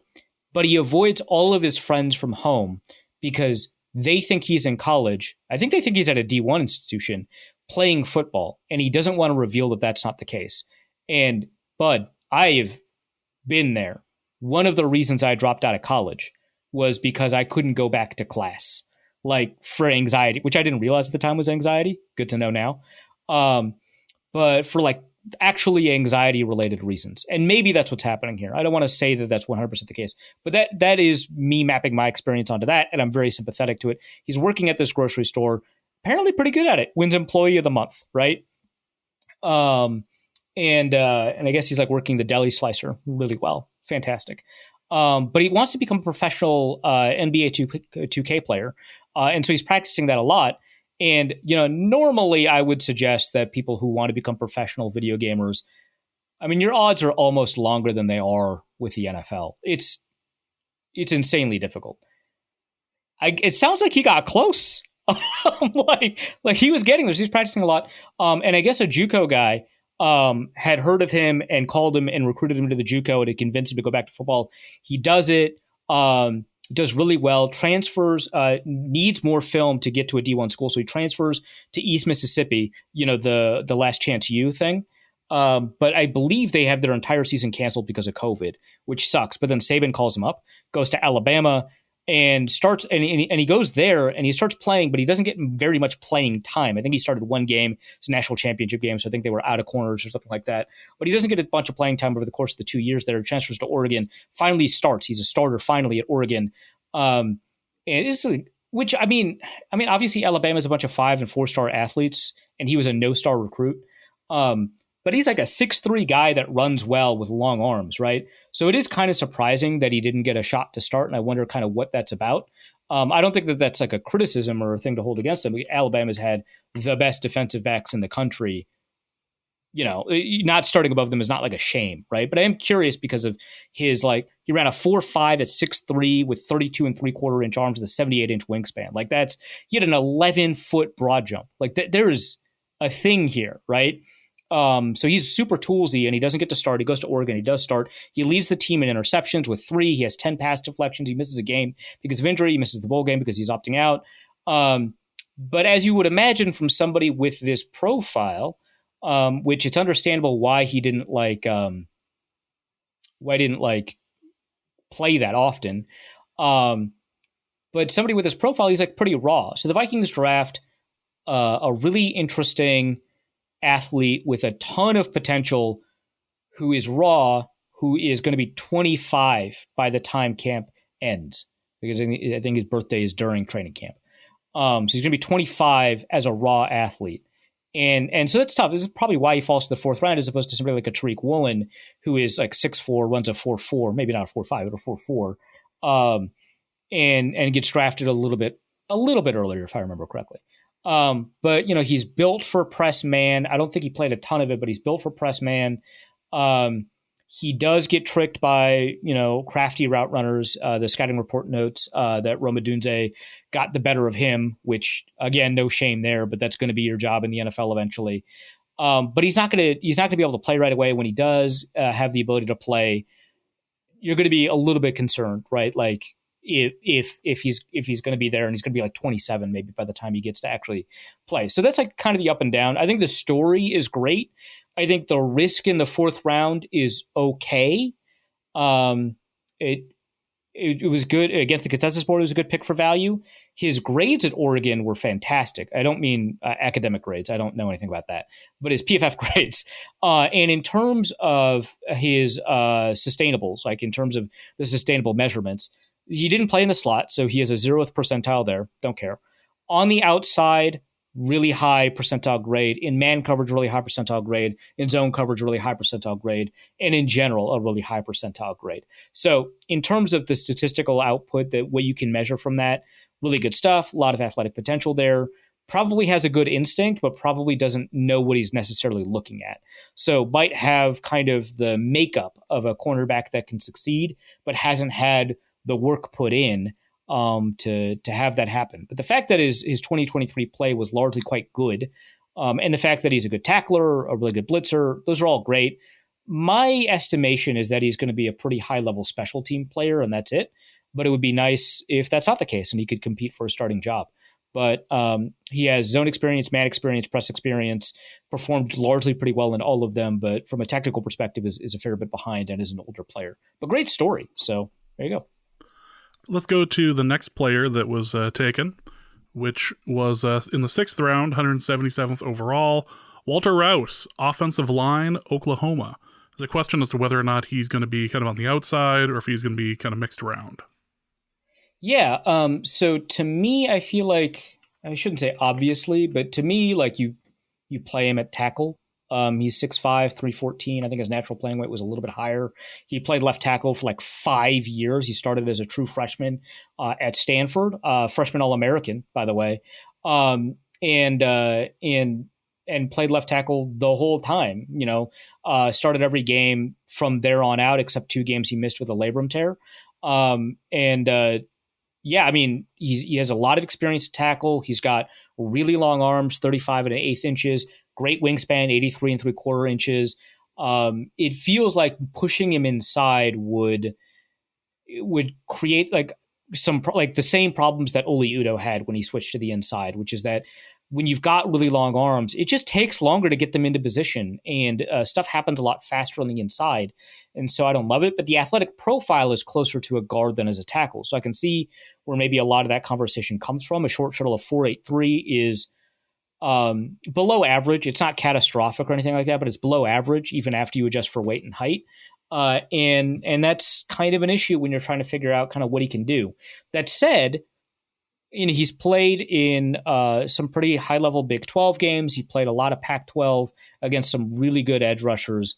And as a pass blocker, he has been astounding statistically, like really astounding. I think that he didn't. I think he allowed 2 sacks. I don't know what the statistics actually specifically are. I just know the percentile ranks in a lot of them, and I know that a bunch of people have tweeted out that he only allowed 2 sacks the last 3 years or something like that. Whatever it is, his pressure rate allowed, his pass block win percentage, his pass rush grade, both from SIS and from PFF, blown block percentage from SIS, really high level, 90th plus percentile in all of those. Run blocking, not really as much. Which isn't to say that he doesn't have play strength, but I think that his technique as a run blocker probably just isn't there yet. He's got a lot of grip strength. He holds on for a little bit too long, so he does have some holding issues. But also a super interesting story. Originally went to Stanford on a football scholarship, but without any intention of playing in the NFL. Had a bunch of Power 5 offers from schools that you would think, you want to go to, I think like Oregon, and at the level of, could compete at the national championship. But he went to Stanford instead because he wanted to get his degree in biomechanical engineering. I think by his second year, he mentioned something like he had just fallen in love with football. And so he decided that he did want to make it a goal. And of course, that's worked out for him. And dedicated himself to football full time. Still ends up, I think, with a biomechanical engineering degree. Graduate transfers over to Oklahoma. But apparently really smart, and that smartness translates on the field. I know that, I've made the argument that there's a bunch of different kinds of intelligence and that they don't always translate one-to-one with each other. We make this mistake with quarterbacks a lot. But it very much seems like the way that people talk about him is that he has on-field intelligence as well, things like spatial awareness, things like quick reaction time, things like, what would essentially be on-the-fly vector analysis, i.e., your ability to cut off blocks on zone runs, knowing where you need to be. For defensive players, that's like tackling angles, right? So he seems to process things pretty quickly. He seems to have awareness against the blitz. And then also on paper, intelligence, as we traditionally define it, is there as well. So pretty exciting. I don't think this was not a pick that you take a look against the consensus board again. Sort by team. It's easier if I just look at the Minnesota Vikings. I don't think this was a pick that was loved by the board. Yeah, it's a wash. It's 187th overall, picked at 177th. So that's fine.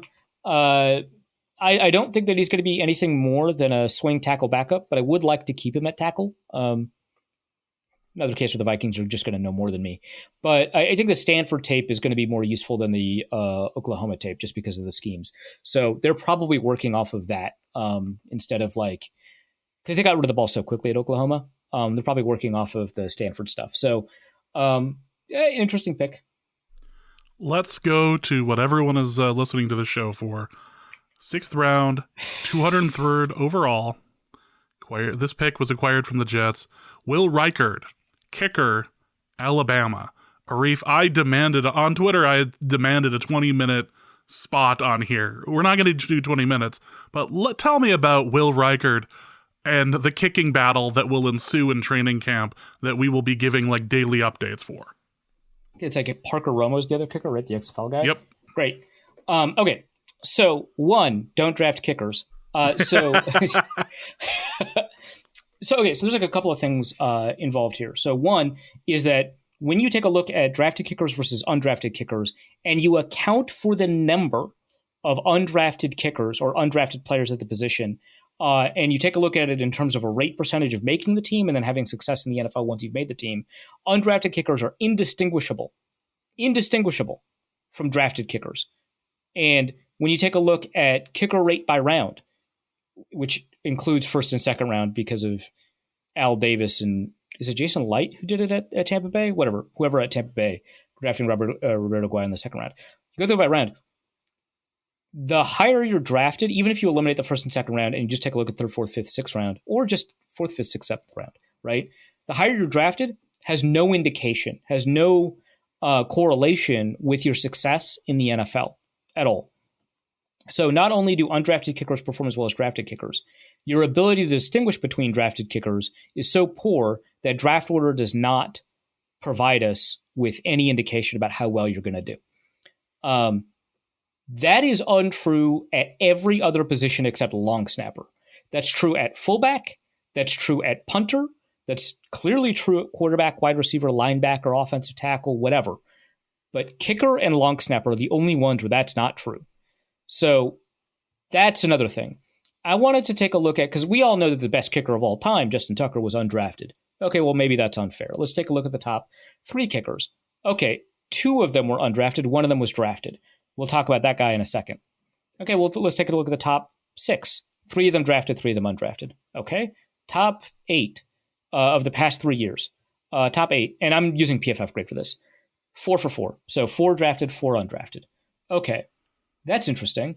Well, I noticed something kind of curious. So one of the guys that was drafted, the 3rd best kicker by PFF grade over the past 3 years, Daniel Carlson. Did the Vikings evaluate him correctly? Maybe. All of the drafted kickers, all 4 of them in the top 8, all of them had success for the team that did not draft them. Almost all of them. In fact, 3 out of the 4, you know who the 4th one is, it's Daniel Carlson. 3 out of the 4 did not make it past their first year with the team. These are people like Harrison Butker, right? These are people like Will Gay. Will Gay is one of the best college kickers of all time. Of all time, period. He's up there with Roberto Guayo and Zen Gonzalez and Will Reichert. And he did not make it past the first year with his team. And he's one of the 8 best kickers in the NFL right now. All these people successful on their second marriage. Just ridiculous. Yeah. So nobody who has drafted a kicker has had their drafted kicker appear for their team as a top 8 kicker over the past 3 years. It doesn't happen. So don't draft kickers. Sign rookies and undrafted free agency. Sign 2nd, 3rd, even 4th year guys as competition. Sign XFL guys. The spring league kickers have been doing well in the NFL. And this is like Eric Eager's point, right? Which is that, you do a correlation analysis and you see that the drafted versus undrafted doesn't do anything for you. And then he's also like, but there's also like a glut of talent here. So not only is it that you've got a bunch of undrafted kickers that you can, take a look at and see, it's that the ones that perform well in the spring leagues, AAF, UFL, XFL, USFL, all of them, right? The ones that get called up continue to do well in the NFL, actually at a slightly higher rate than a drafted kicker does, but probably not statistically significant. So there's a lot of kickers. They're all available, and you don't have to pay a draft pick for them. Now, the response that I've seen is that by the time you're drafting kickers or like long snappers with like Austin Cutting or whatever, you have run out of draftable players on your board, so you're signing your undrafted free agents by drafting them. And to that, my response is either trade for future picks. You don't have any, right? Or expand your draft board, because you should not be drafting a kicker. Like, obviously, the Vikings were correct to not draft Gabriel Murphy because they could sign him in undrafted free agency. But if you wanted the second highest guy on your board in undrafted free agency, that guy went undrafted. You probably could have drafted him in the 5th round. Nobody would have minded if you had drafted like a TJ Tampa there, right? But like, be more aggressive about what you consider to be a draftable player if you're drafting kickers and long snappers in the 5th, 6th, 7th rounds. Like, it's not a clean argument to me to say, well, they ran out of draftable prospects. Well, then why are you drafting undraftable prospects? That's silly. At least draft the draftable prospects or undraftable prospects that play at positions that are difficult to find in undrafted free agency, that are difficult to sign. like a running back. They didn't sign any running backs in undrafted free agency. And I bet they wanted to. I don't know that they have, right? And they have a fairly complete running back room, but it's nice to have more, right? It's nice that if Aaron Jones goes down and Ty Chandler is your starting running back, that you're not just relying on Kene Nwangwu and DeWayne McBride, that there's a third or fourth guy that at least competed for a spot on the team and made the practice squad that is going to help you, right? Aaron Jones is not like, he's an older running back, which sucks to say about guys on like basically, he's on his third contract, but he's basically a younger player in the NFL, but he's an older running back who has an injury history. It is possible that he doesn't play the full season. And Kene Nwangwu, he is not a running back. He's a returner, right?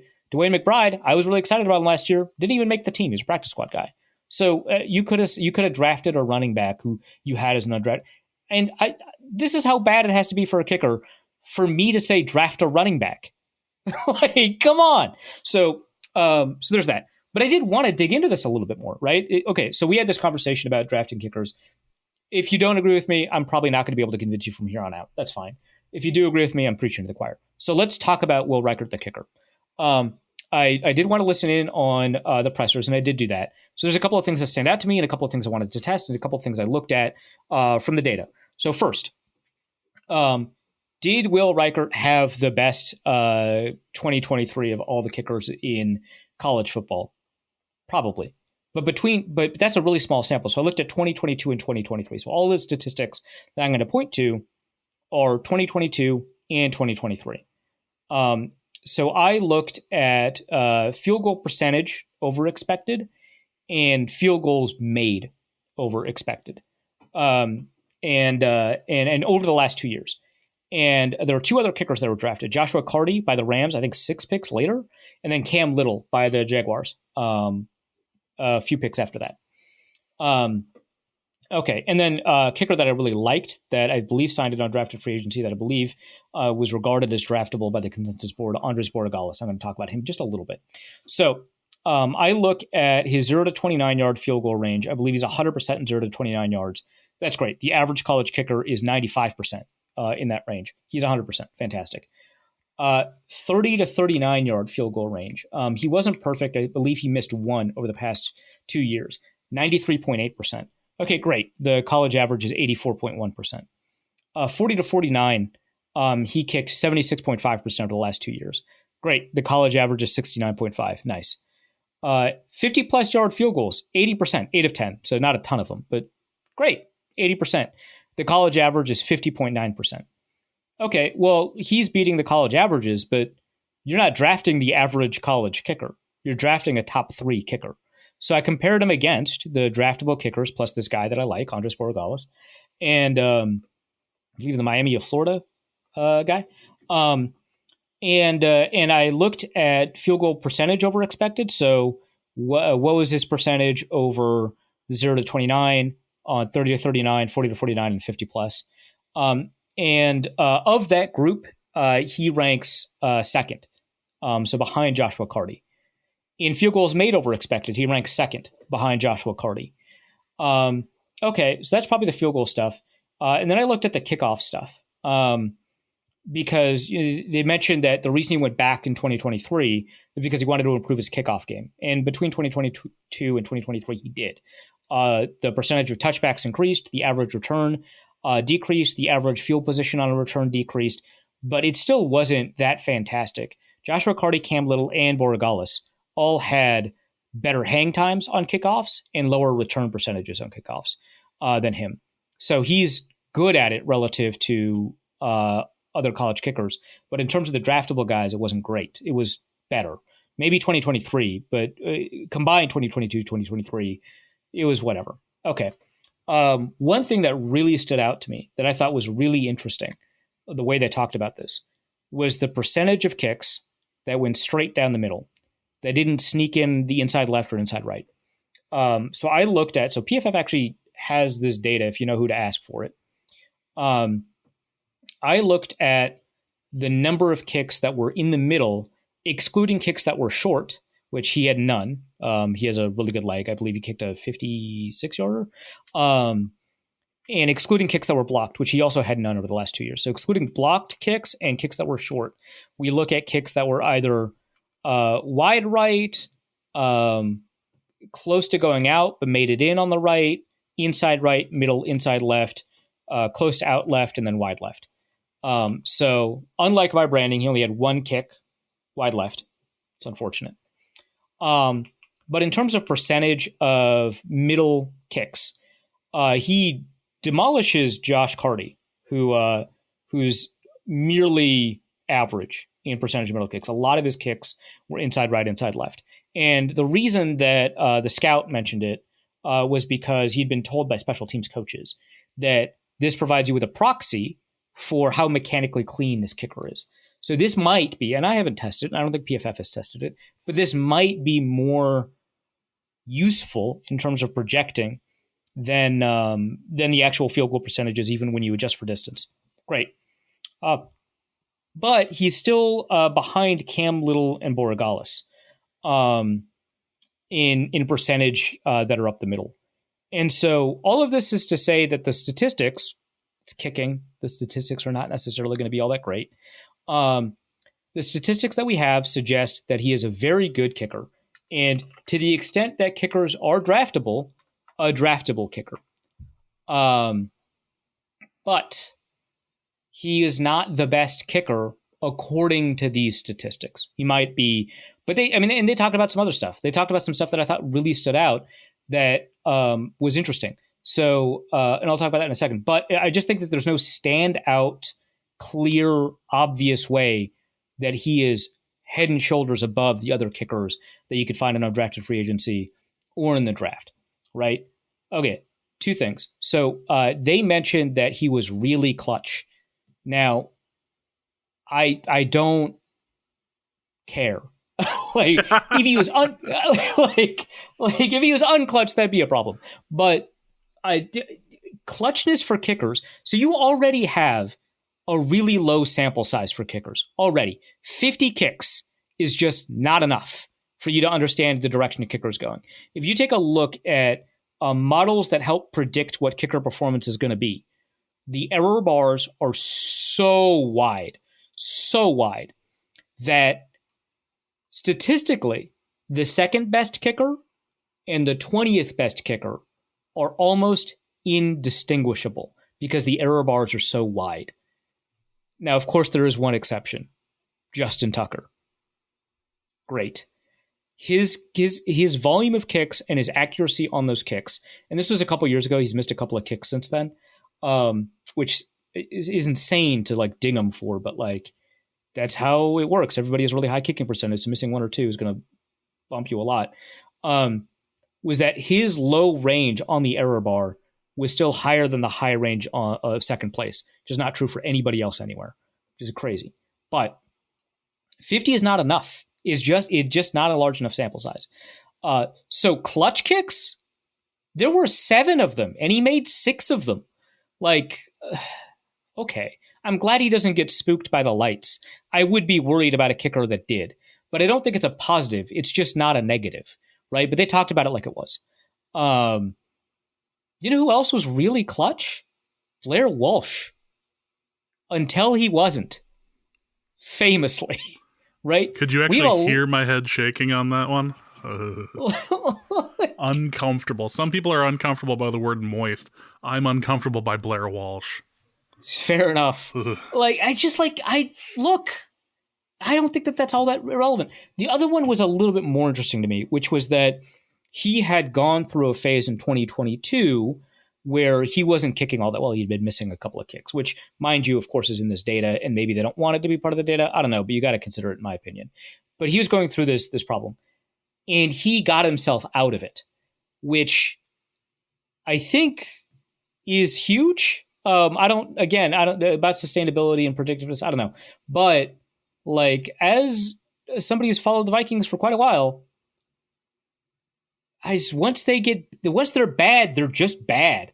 Like in Vikings history, right? Like once they get in a funk, it's game over, right? And some of that's like Mike Zimmer's probably not the greatest for this, but I don't know. Is Nick Saban a lot better about it? Probably, but I don't know. But like, getting yourself out of that is so difficult. That is interesting to me. That is reasonable. And is that better? right? Is it better that your guy had a small, couple of game streak where he wasn't doing well and he gets out of it and his overall statistics are worse? Is that better than the guy that just didn't miss?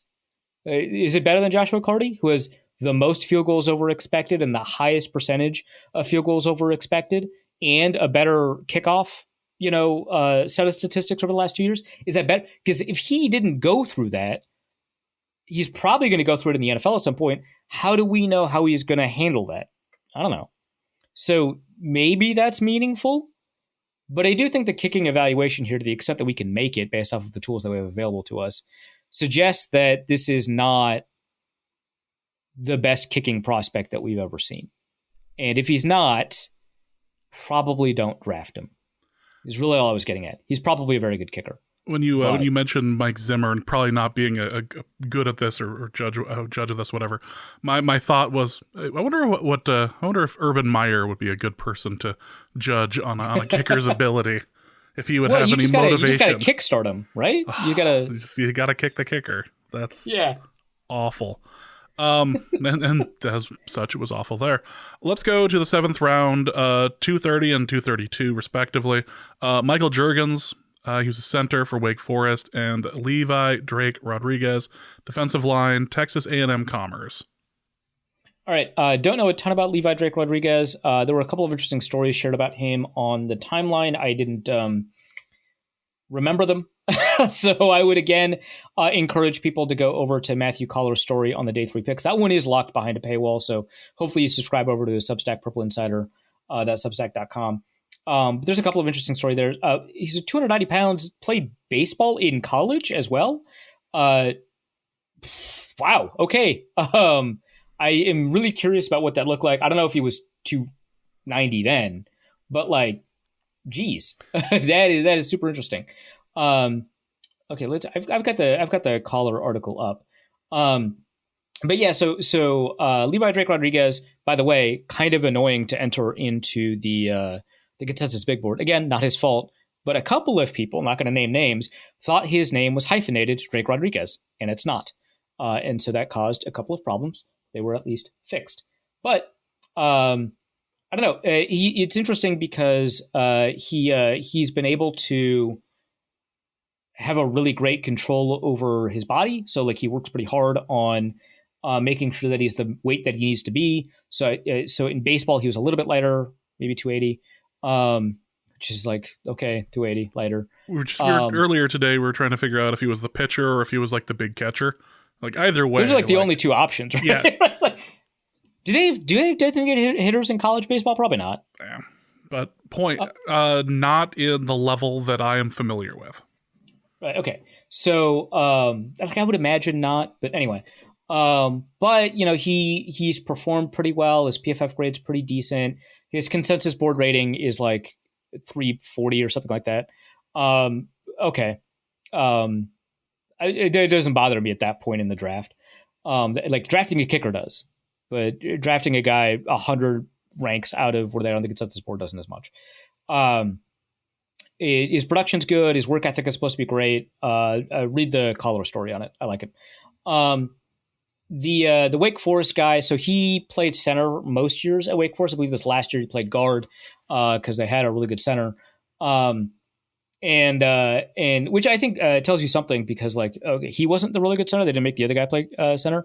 So that is probably some sort of quality indicator there. But he is pretty big for a center, so him playing guard maybe is a little bit easier than the other guy.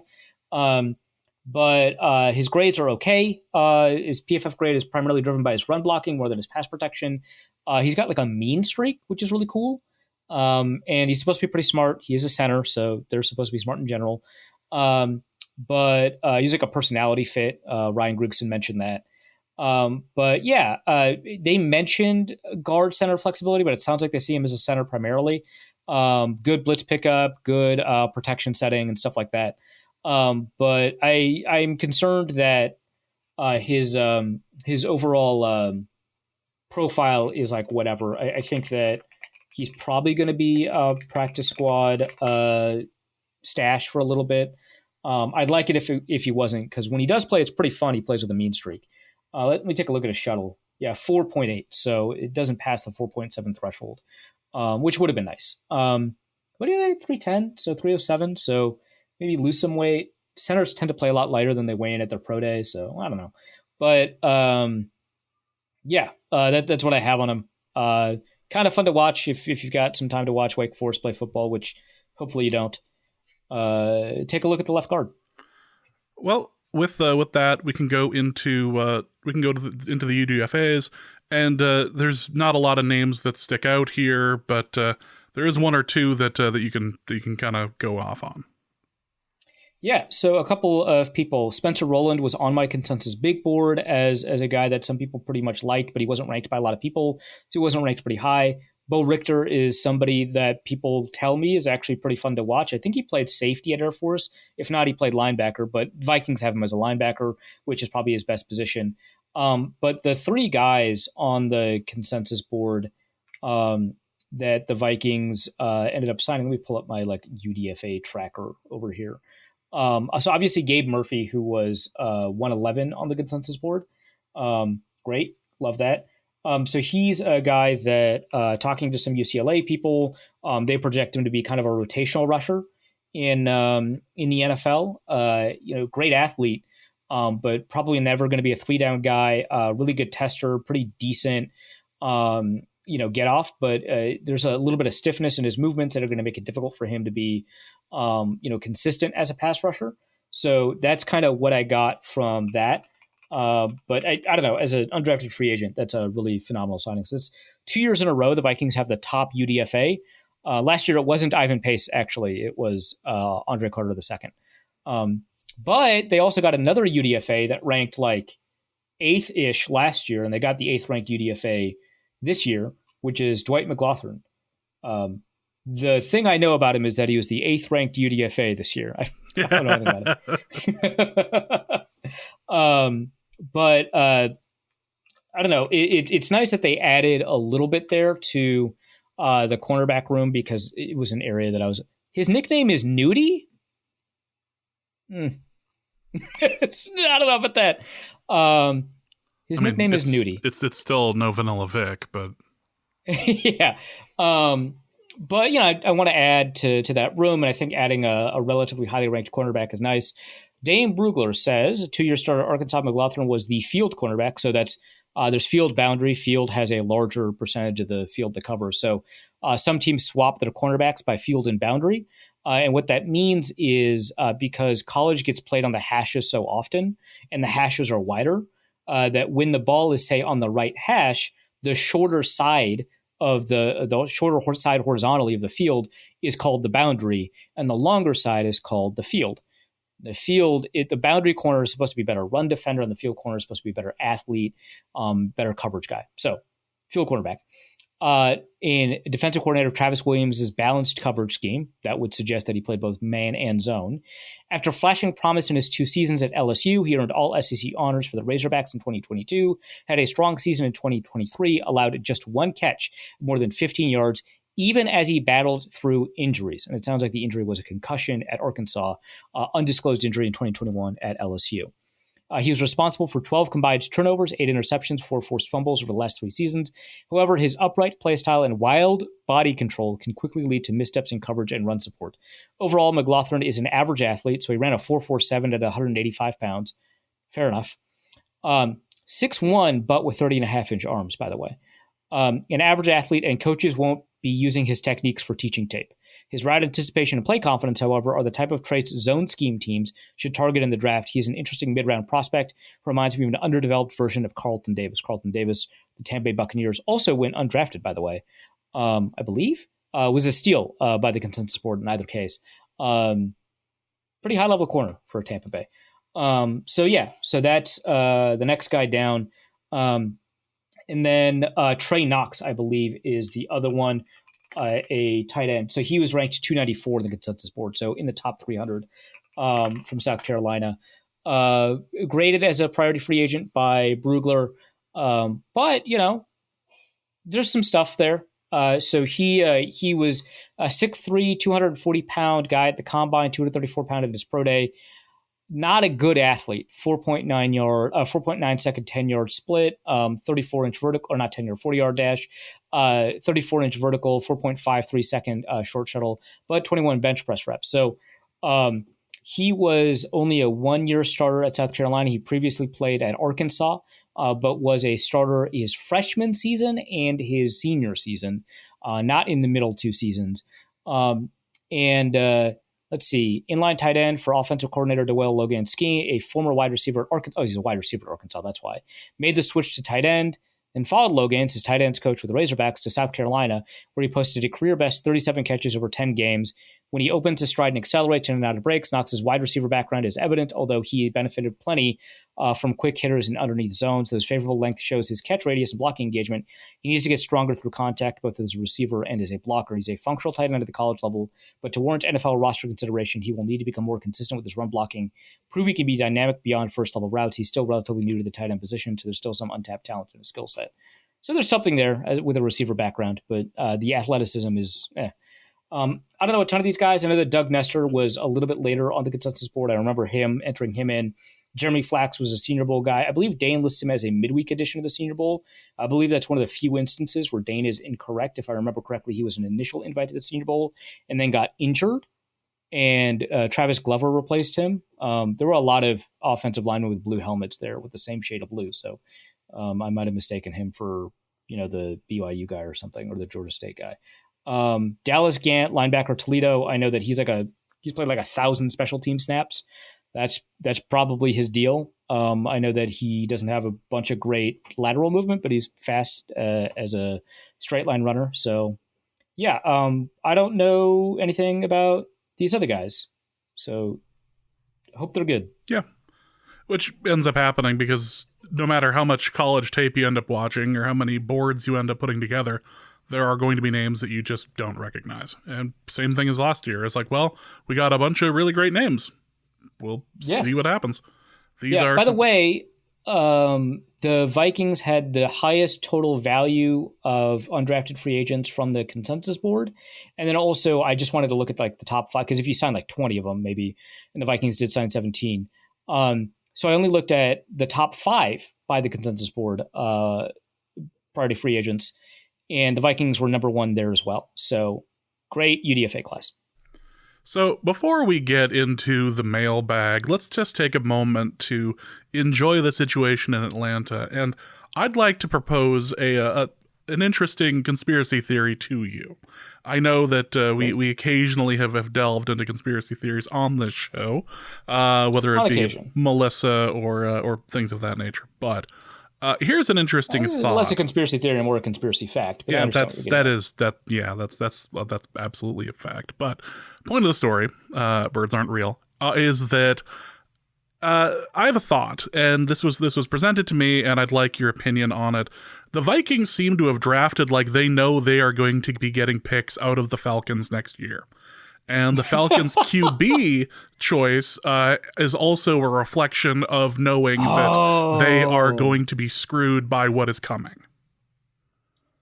That would require the Vikings to be an active participant in the negotiations with Atlanta. And the NFL said that they were not going to be having any announcements over what was coming before the draft. It was going to have to wait until after. Yeah, and everybody knows. So that would be interesting. But this, by the way, does not excuse the value question on the trades, because even if you end up, like, let's say the Vikings have 5 picks from the compensatories and then they get 1 from Atlanta, sure, that's 6. That's still less than you want in the draft. I think you want at least 8. I think that's the average. But also, like, it's good to have more picks. But, like, you want to have the flexibility to move around in the draft to be where you need to be, assuming that you trade all right. And so sacrificing those picks, even if you've got some picks incoming, does still actually hurt you, even if you have picks coming. So I want to say that. But that's interesting. I like that. That they both drafted as if there was going to be a pretty significant penalty that was going to limit their capacity or change their capacity to draft next year. Yeah. The Arizona Jonathan Gannon Philadelphia Eagles one was a swap in the 3rd round, I want to say. I don't know. I mean, that's like more directly harmful, signing a quarterback that you're in active negotiations with. Um, but I would say swap a second. I don't think the Vikings have a second next year, right? So um, maybe add a fourth. I don't know. It sounded like it was going to be severe, and adding a fourth doesn't sound severe. So, but like the thing is, normally just one team gets penalized instead of one team also benefiting, and they'd have to be part of the negotiation in order for one team to benefit. And it sounded like the Vikings weren't. We'll see, but I like that conspiracy. It sounds fun. It does, because it's the only way in my head what the Falcons did on the first night of the draft makes any sense. Like, it's the only way that can make sense to me, is the idea that they just spent, even if he doesn't do more than 2 years, $100 million for 2 years of Kirk Cousins. You went out, you spent the money in free agency, and then you went and spent money. Well, you're wasting the first couple of years of the rookie deal of an already old quarterback. It blows my mind, and I haven't laughed that hard at the draft since Trubisky, since the trade up for Trubisky. That was crazy. That was so funny. In competition with no one, Chicago just went and did this, and the Jordan Love selection was also one of those. And the reports that have like kind of trickled out about how Cousins didn't know until they were literally on the clock that they were doing this is so much fun. And everyone God, he was stunned. And everyone seemed to be upset with you about the idea. No, it's like he has more than enough money. Is like, as your point has been this whole time, as somebody who's read the damn book, his thing is security. He doesn't want the competition. He wants the security from the team. The money is huge, but is not the big concern for him. Yeah. Like that's always been the thing. So he values security more than he values the money, more than he values stability, more than anything else. Right. And I would argue more than team success. Most people would argue that saying that is like slander or whatever, but whatever, fine. And a bunch of people got mad because I said that he's turned down money in favor of security. And a bunch of people were like, what do you mean he's turned down money? Name one time he's turned down money. And it's like, no, not turned down money, period. Turned down money in favor of security, right? So the Jets offered the Vikings, or offered Kirk Cousins more money, and he went to the Vikings because he perceived there was more security, in part because they fully guaranteed his deal. The Washington offered him $16 million a year his first year, and otherwise threatened to franchise him. And it was a several-year deal with almost nothing guaranteed. And he turned that down because there were no guarantees. So he took the 1-year guarantee over this essentially market deal because he had not demonstrated that he was a consistent starting quarterback, right? Because he had basically started for a year and a half and had played well. Okay, so after 1 year, he improves his market. And he, I believe, negotiates for $21 million a year, and they offer like 19 or something like that. Now, a bunch of people were like, oh my God, they offered him below market value. Of course, he would turn that down. That's a money-oriented decision, but we actually don't know what his market was because this is between the two franchise tags. And so they offered him $56 million in guarantees. He turned that down because basically that's the same amount of guarantee if they franchise and then transition him. So it's like not a real guarantee. But they offered him a lot of money, and he turned that down for a franchise for less money, right? And obviously, the years matter here too. And then then Washington trades for Alex Smith, and they end negotiations with him. So we don't know what his third offer would have been with Washington before he hits free agency to negotiate with the Vikings and the Jets. With the Vikings, he has consistently offered deals below market rates in order to get fully guaranteed money. Ben Gessling reported, I believe, in November that the Cousins team offered the Vikings $40 million a year if they offer, I believe, for 3 years fully guaranteed, if they, of course, fully guaranteed. And the Vikings turned that down. They wanted to offer him, my understanding is the Vikings wanted to offer him a higher average annual value with fewer guarantees, which means that once again, Cousins has turned down more money, and he probably would have made more money accepting the Vikings offer because the guarantees are functionally there in order to reassure himself that he is the leader of the team and they get fully guaranteed. A fully guaranteed deal basically prevents the Vikings. We know that's not 100%. See what happened to the Falcons.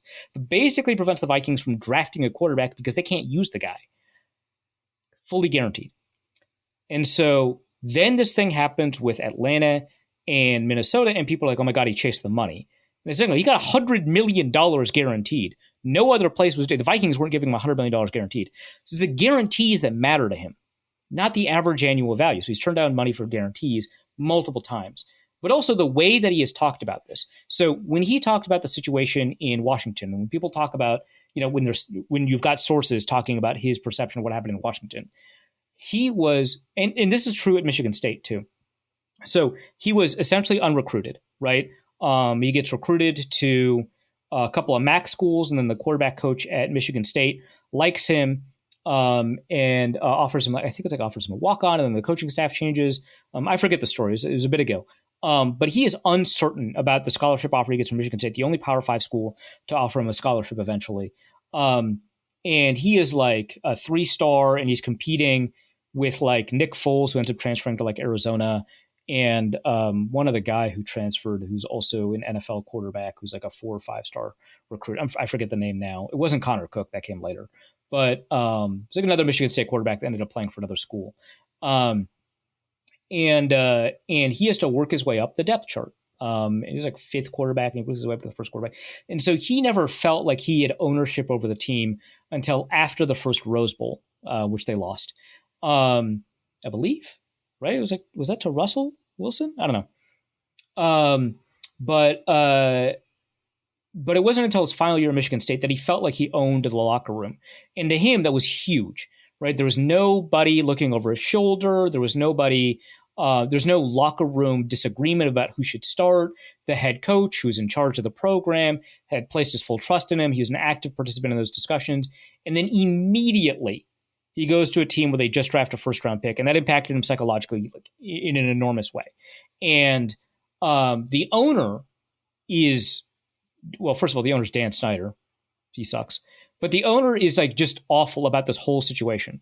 So the owner then, so after Kirk Cousins replaces RG3 for injury-related reasons, not like as a start, but for injury-related reasons, the first thing the owner does, I don't think this was the You Like That game, but it was like a good game, right? I think he played well. The first thing the owner does, the first thing Dan Snyder does, is they're all celebrating in the locker room. And maybe this is the first game that he wins after replacing RG3. Maybe not the first game back. But the first game that he wins, and maybe it was the You Like That game. Whatever it was, immediately after that game, the owner skips right past everybody cheering in the locker room, does not acknowledge anybody in the locker room, and goes right into the training room, through the locker room into the training room, to reassure Robert Griffin that he's going to be the starter.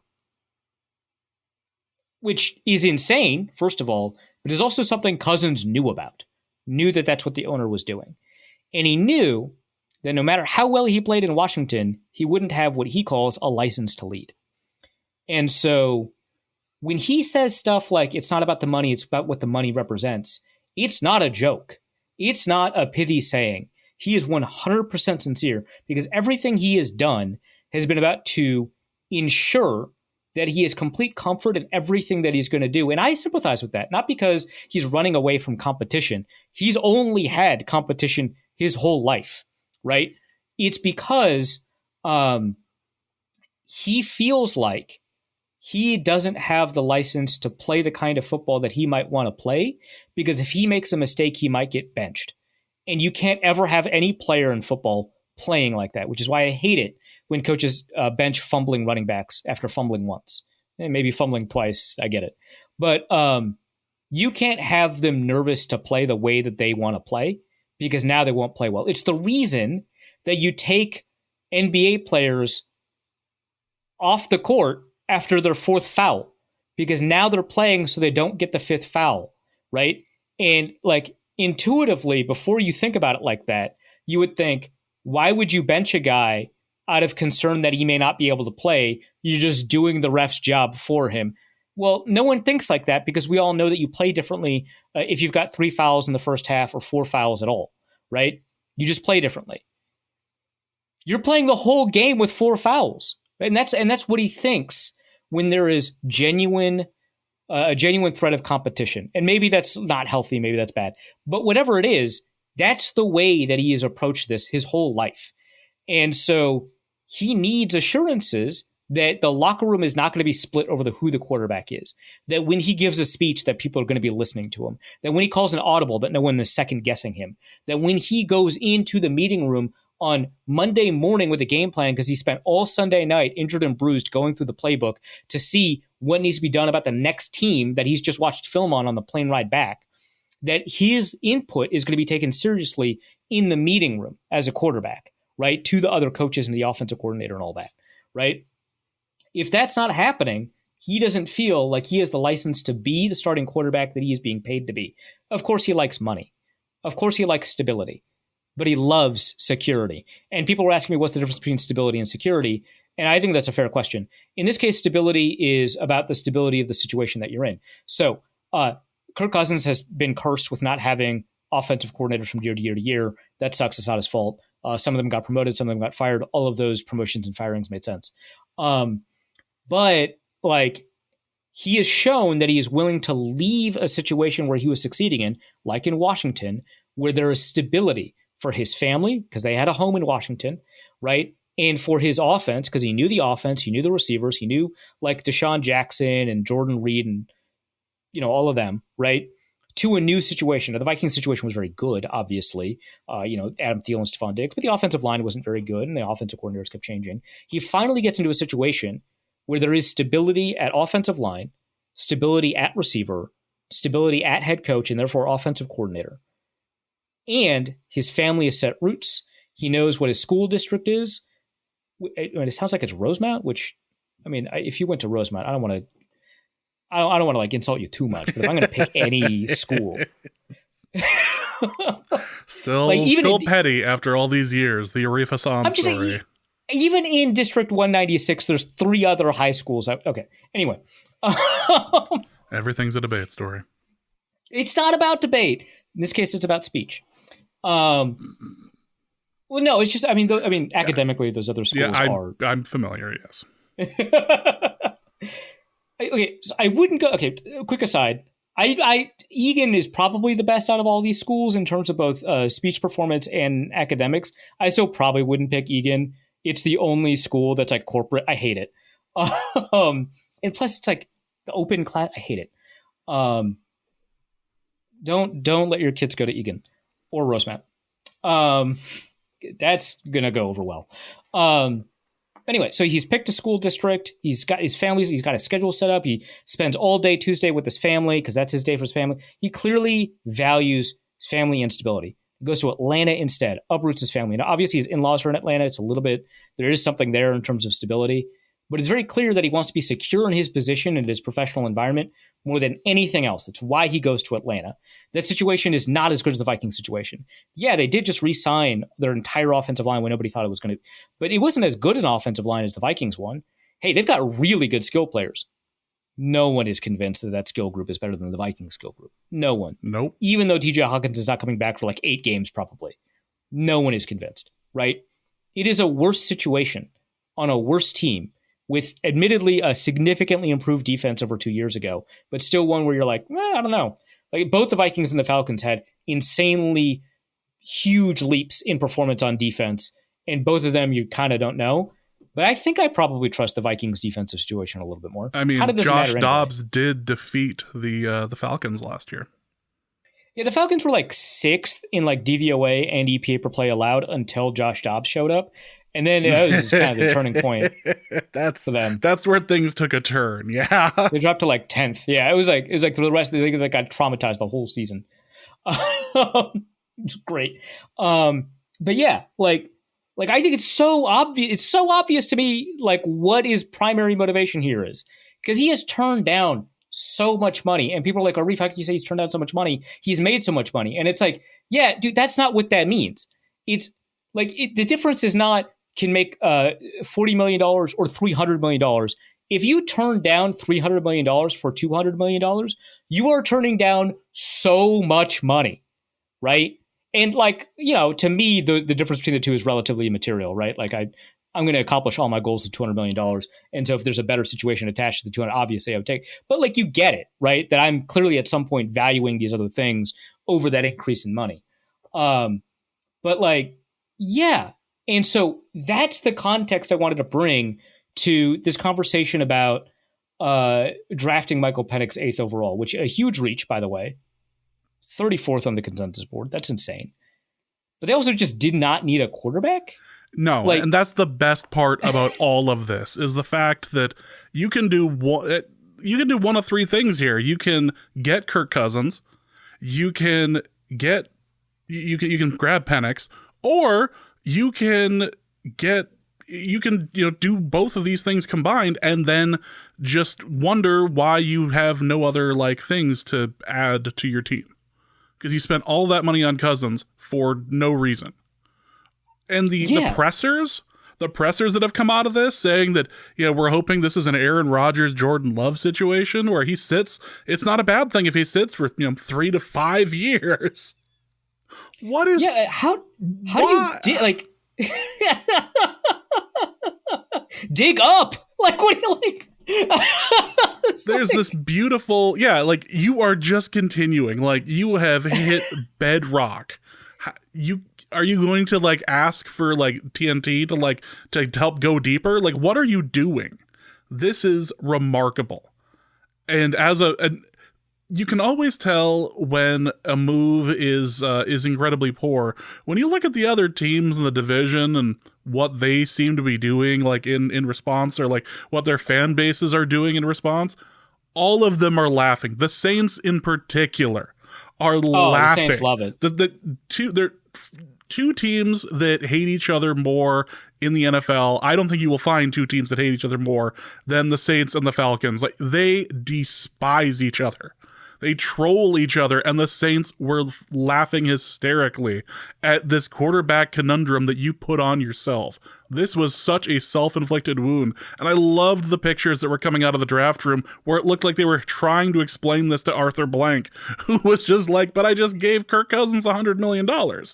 Like, what are you doing? So I don't think that those pictures are accurate to the representation, but they are extremely funny, right? I think that's so funny that it looks like that. I'm pretty confident that this was actually an Arthur Blank call, much less it's not like they didn't loop him in, but it's so funny to see that. And like, that's like the other element of this, right? Is that they pull the rug out from under Kirk, right? That happens. That's pretty big, especially after they just signed him. That's huge. But also like they do, like, you're right. They made the team worse. Like how are you surrounding this guy with talent that he needs to win? If you're picking a guy that you're like, yeah, if he sits for 4 years, that's great. Like, what?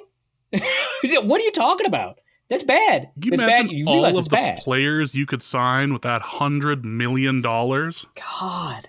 Yeah. And there were like NFL players, like, didn't they just sign Kirk Cousins to like a ton of money? Like, I think Charles Omenihu like tweeted that out. And there was a couple of others, but that's the one I retweeted. Because like the players are like confused, right? And that's like not a good situation, because if the players on the outside are confused, clearly the players in the locker room are going to be confused. That's bad. Like, so like there's like an on-field reason that's bad, which is that you just spent a significant amount of draft capital on a player that's not going to see the field, right? So that is a net negative. What you have done is you have secured the negotiating rights of a player whose talent you won't know 4 years into the future. So now you're the exclusive negotiator with this player. Like, yeah, I know that the Packers did that with Jordan Love, but first of all, the Jordan Love thing was a mild reach. Second, they thought Rodgers was going to leave, like, way earlier than he did. Like, it's a little bit different. You spend all this time on social media just making it look like the Vikings weren't doing enough with this Kirko Chains thing. Like, spending all of this time developing the image, getting all this out there for Kirk, pumping him up, and then you draft a quarterback in the first round. Again, to me, it screamed they know they're not going to have a first next year or something.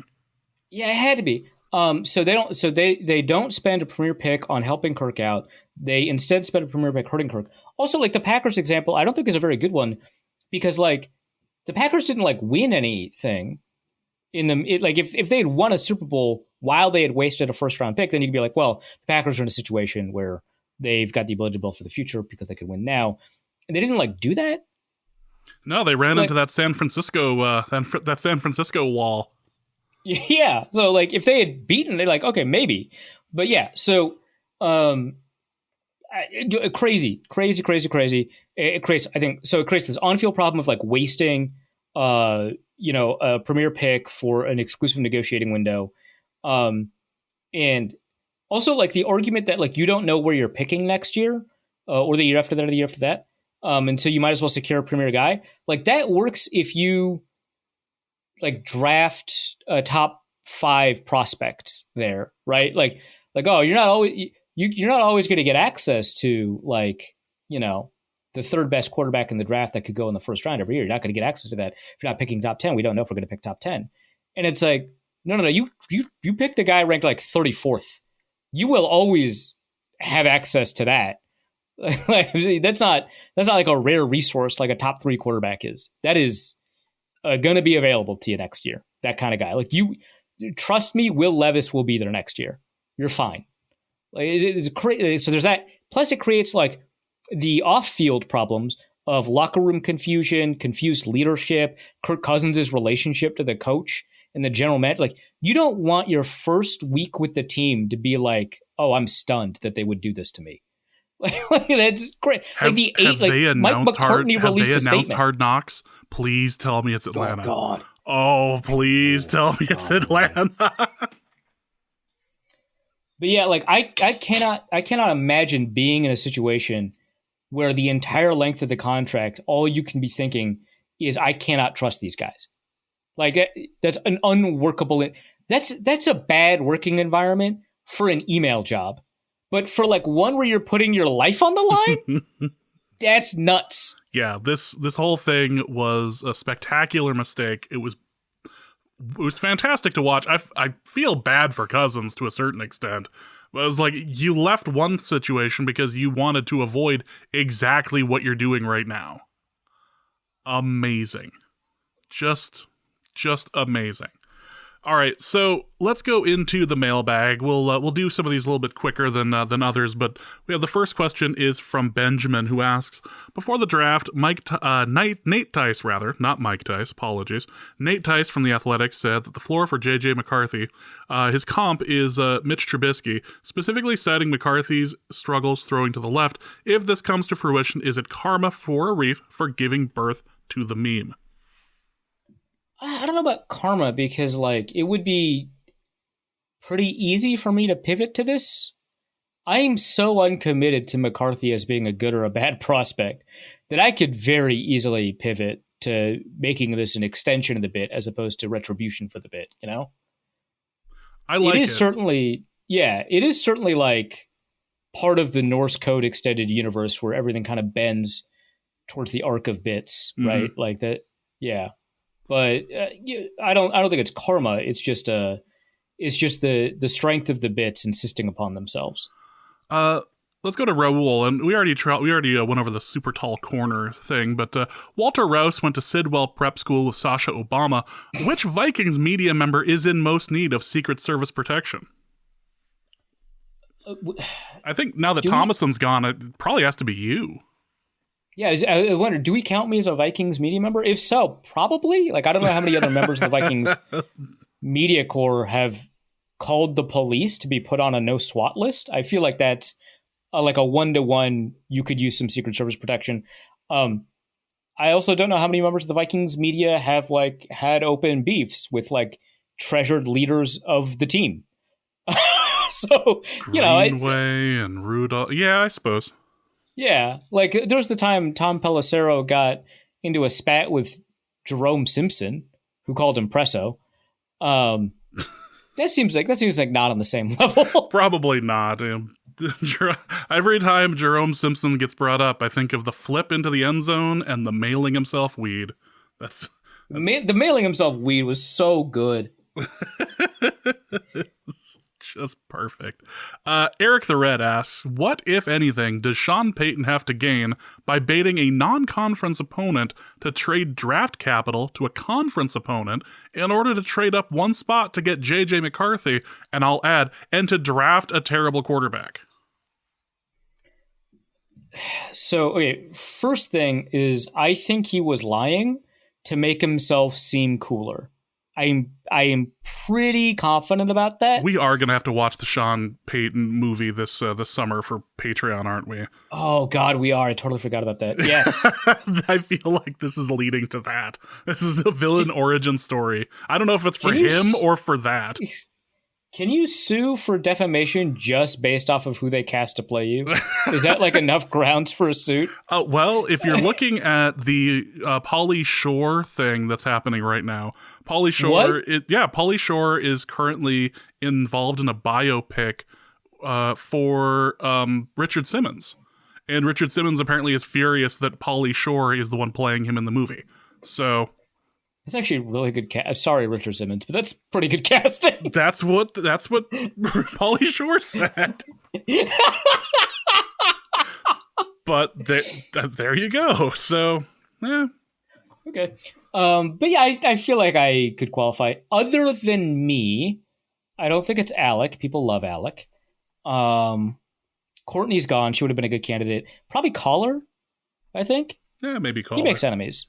Yeah. Well, back to the Sean Payton question. Did he have anything to gain here other than, lying to make himself seem cool? So yeah, so I think he was lying. But if not, he like clearly just hates the Vikings, which is like good, refreshing. The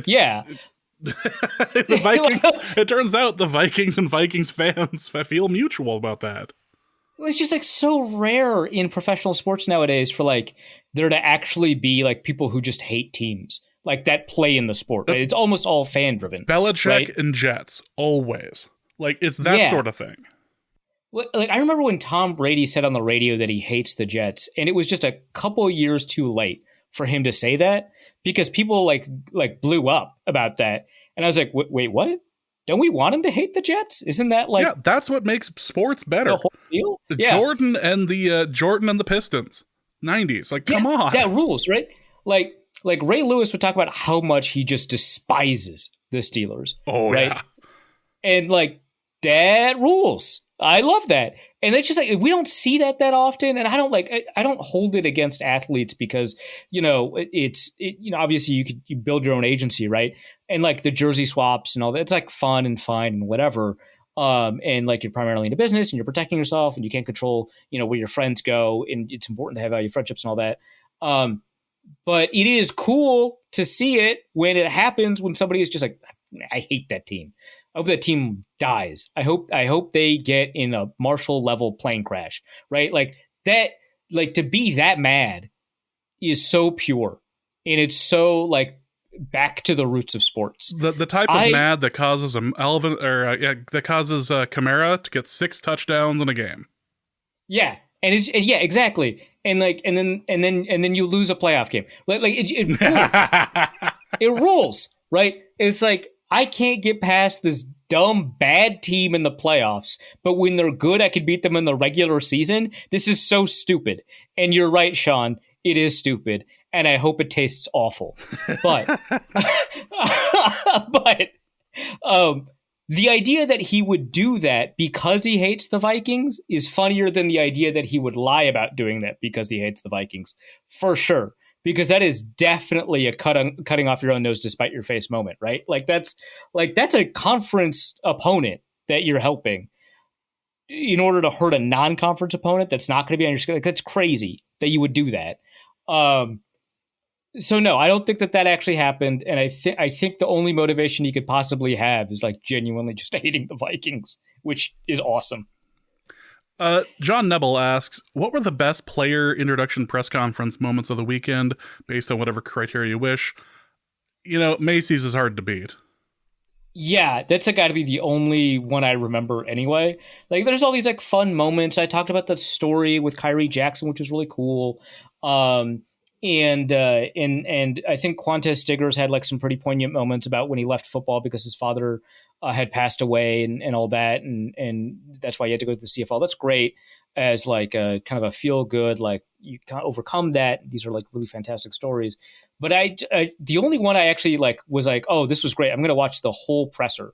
The whole 13-minute presser. Actually, technically it's 12 minutes, but the video is 13 minutes, and I'll tell you why in a second. Keon Coleman, drafted by the Bills. So here's a guy that I didn't even like as a prospect. And now I would die for him, I think. I don't want to know any more about him because we can't milkshake duck this guy, right? So he like, walks in and he's like wearing this like bright yellow jacket. And someone like asked him about but technically it's before the presser, but the cameras are running, the mics on, right? So someone asks him, about the jacket beforehand, and he's like, "Did the Bills give that to you or something like that?" I forget, but did someone give that to you? And he's like, "No. What are you talking about? I played in Michigan for 2 years." Great start, I think. And he's like, "What do you think this jacket's from?" You'll guess. And the guy's like, "Where's it from?" He's like, No. You got to guess. You're not going to get it right though." Which is just great, right? And it just goes like I don't have his charisma, so I'm not going to be able to do it justice. So like watch it, watch the whole presser. It's genuinely entertaining 13 minutes. But I also did at some point retweet the clip I'm talking about here about the jacket. But like he just goes on about this jacket for a little bit, and he's like, "Yeah, man, I got it off of clearance. It's such a great deal at Macy's because he got it at Macy's. That's the surprise." But yeah, man, $79, $89. Trench coat's $100. And one of the media members is like, "Yeah, you could get some really good deals like during Thanksgiving." He's like, No, not Thanksgiving. I don't know anything about Thanksgiving. I don't go shopping on Thanksgiving. The deal is you got to go and get your jackets 1 or 2 seasons. I shop like my mom. 1 or 2 seasons beforehand.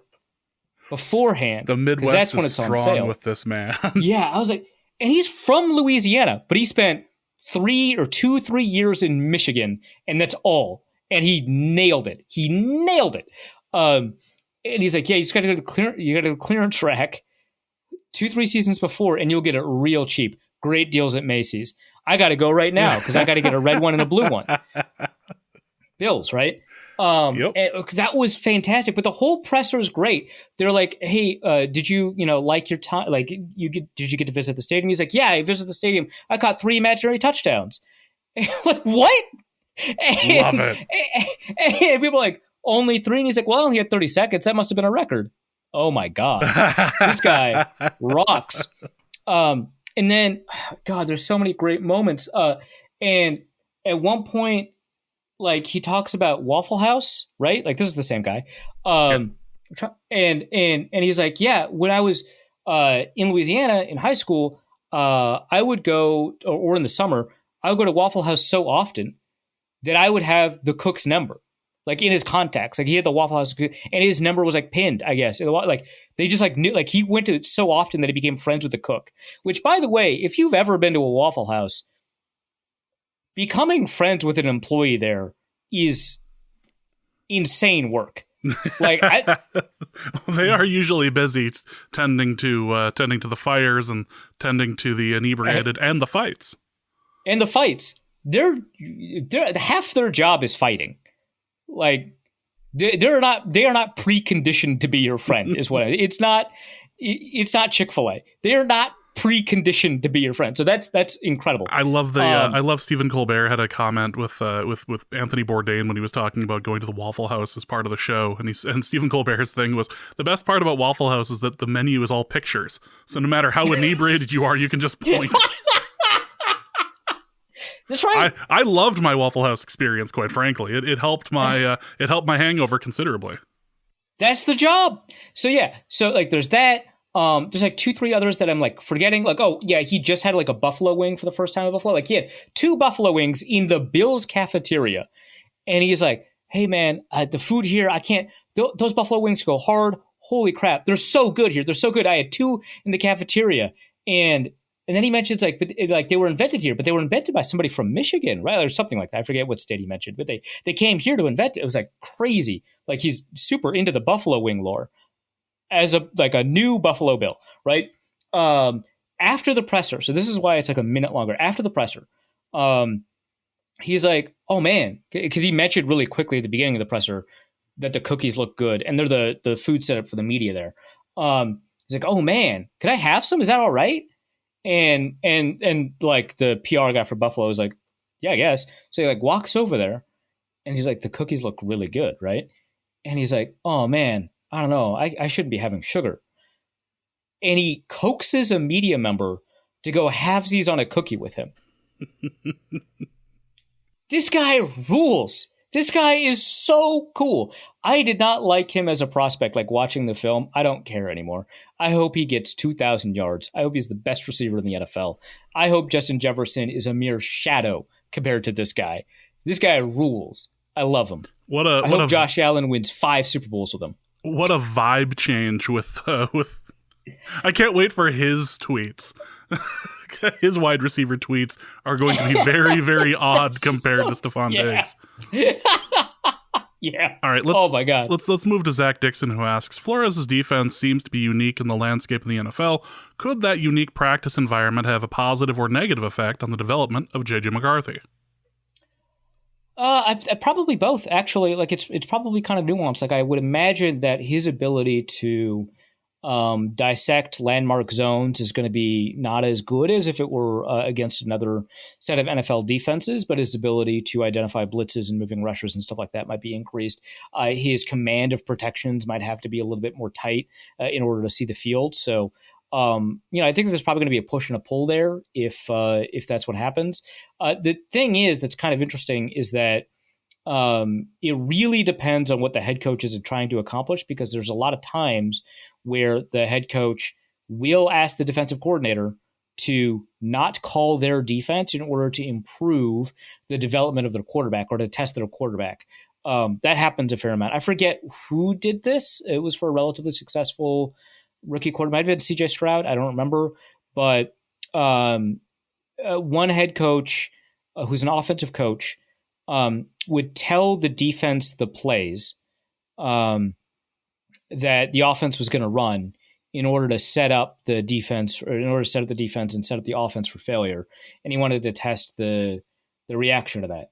What's interesting is that a very similar story came out about Mike Zimmer doing that to Kirk Cousins, but not to improve Cousins, but to just make his defense look good, which maybe the effect is the same and the motivation is different, but that's weird.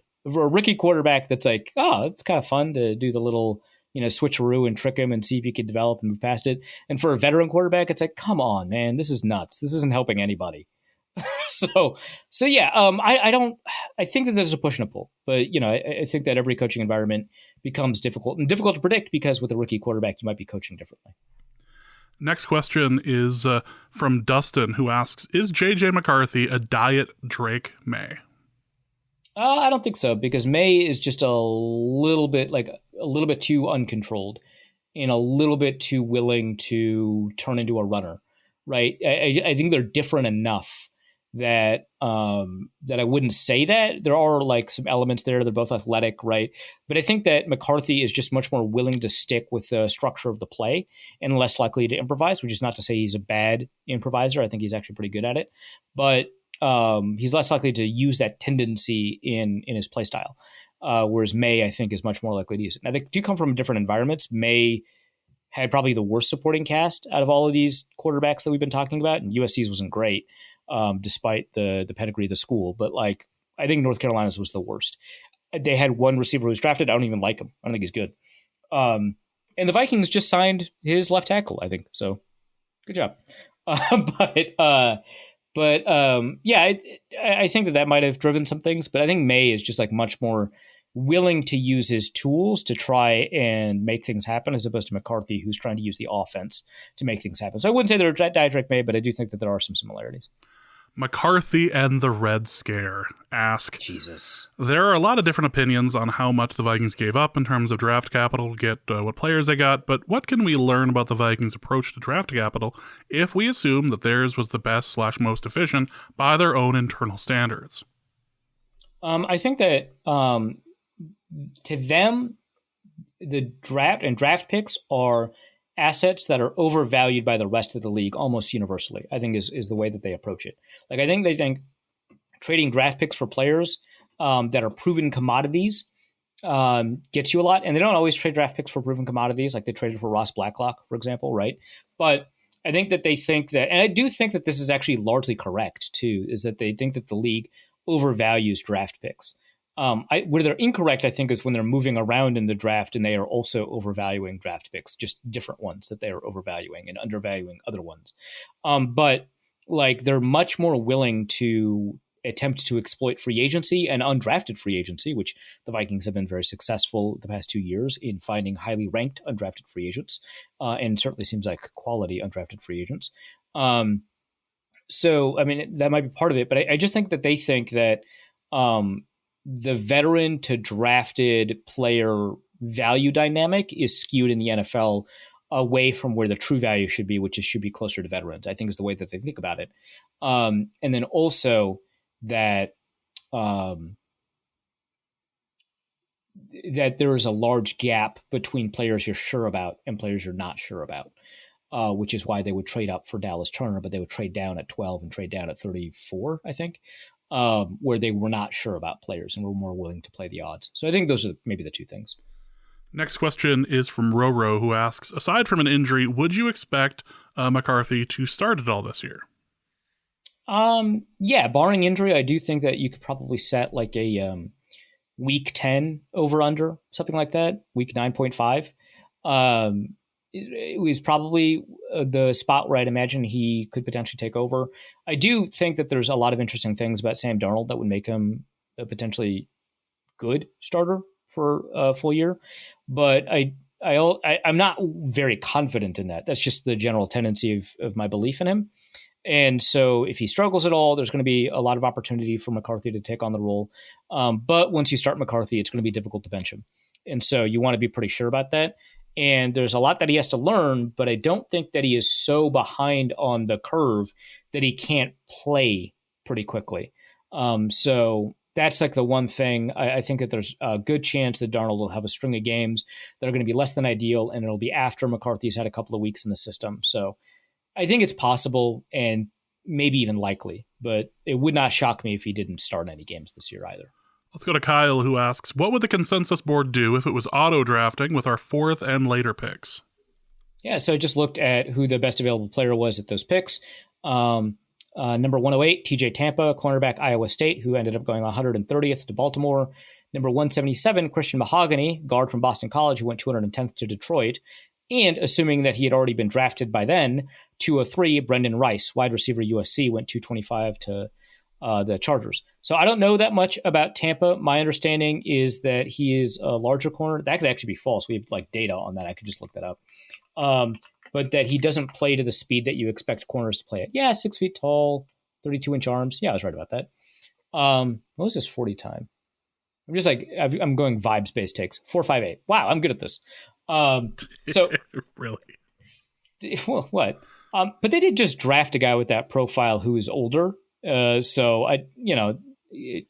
that spot there, actually at that pick, right? Because it was 100 versus 108.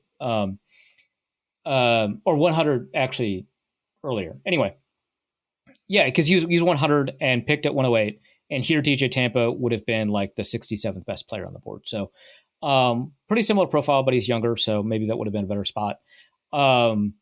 Christian Mahogany I liked a lot. Probably the only one of these three that I actually liked. I thought he was overrated by the consensus board at 177, but I thought that he was still pretty good. He had really good workouts. His numbers were fine. Difficult to use his numbers in the system that he was in. But certainly I thought a huge steal for Detroit at 210. Great attitude, right? Finisher, whatever. I mean, if Detroit drafts him, probably a good chance he's a mean on the field, which is nice. Brendan Rice, I didn't like at all, but definitely would have drafted at 203. He was like ranked in like 98th or in the 100s or something like that. Yeah, I was kind of bagging on this guy throughout the whole draft process. Not a ton, because there's not a ton of reason to talk about him. But when I did talk about him, I just didn't like him. I thought he was overrated by his pedigree. I thought he was overrated by his Senior Bowl. A lot of people were pumping up his Senior Bowl, and so I went in the other direction because I didn't actually like what he did at the Senior Bowl. And then I got kind of committed to the take and thought he was a bad player because I got committed to the take. But at 203, there rules. That would be a great pick. So, that's what would have happened there, and that would have been a really fun draft to cover because you could talk about, oh, they made all these mistakes in the first round, but look what they did in the fourth and fifth and sixth. This is great. Yeah, they were almost drafting like they didn't expect to get picks next year. It's crazy.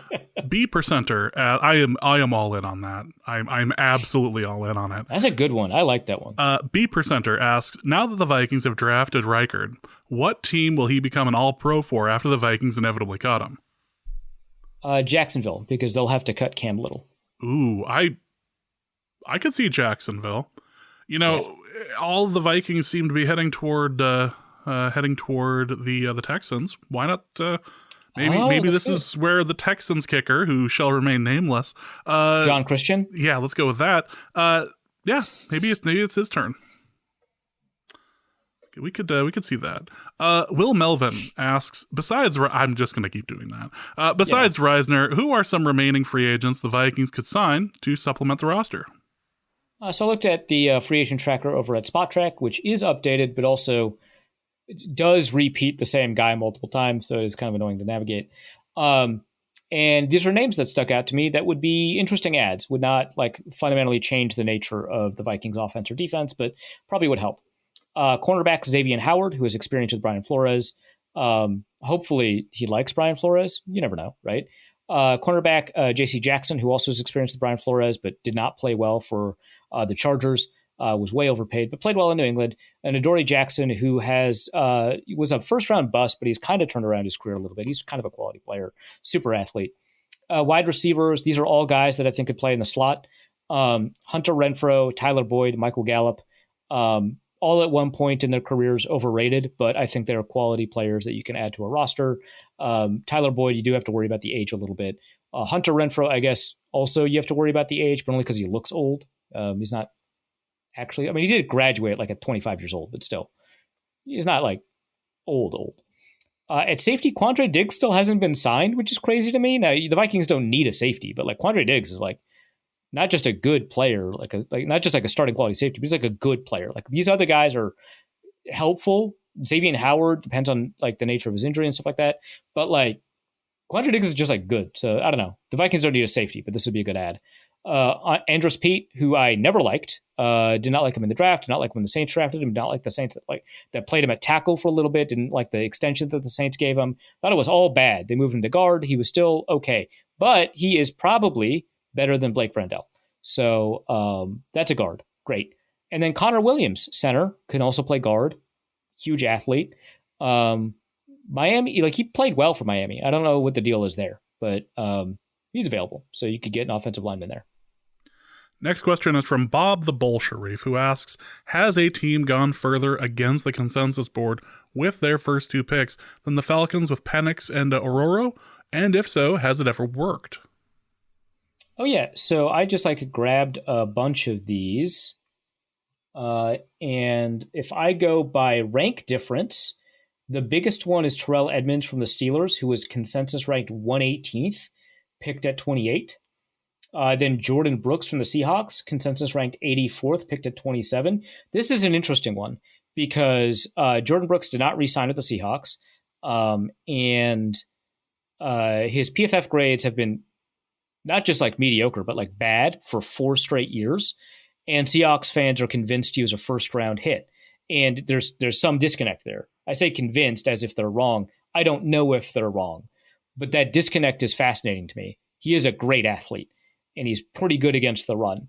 But they didn't ask him to do as much in coverage because you had Bobby Wagner for a while, so that's fair. But I don't know. To me, he's a miss, but I don't know. Titus Howard, offensive tackle, Houston Texans, 74 rank difference, or 74th in consensus rank, 51 rank difference, picked at 23rd. He's actually not a bad player, but obviously not a first-round quality player.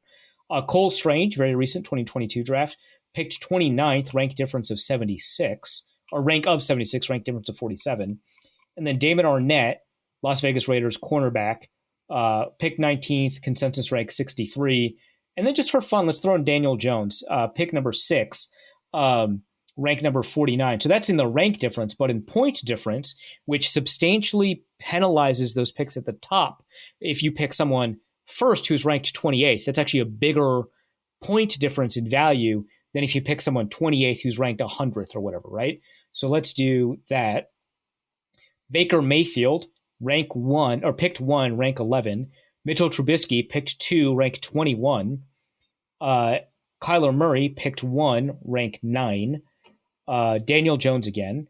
And then the first non-quarterback, Travon Walker, picked 1, rank 8. And then we get to Jared Goff, and then Carson Wentz, and then Cleveland Farrell.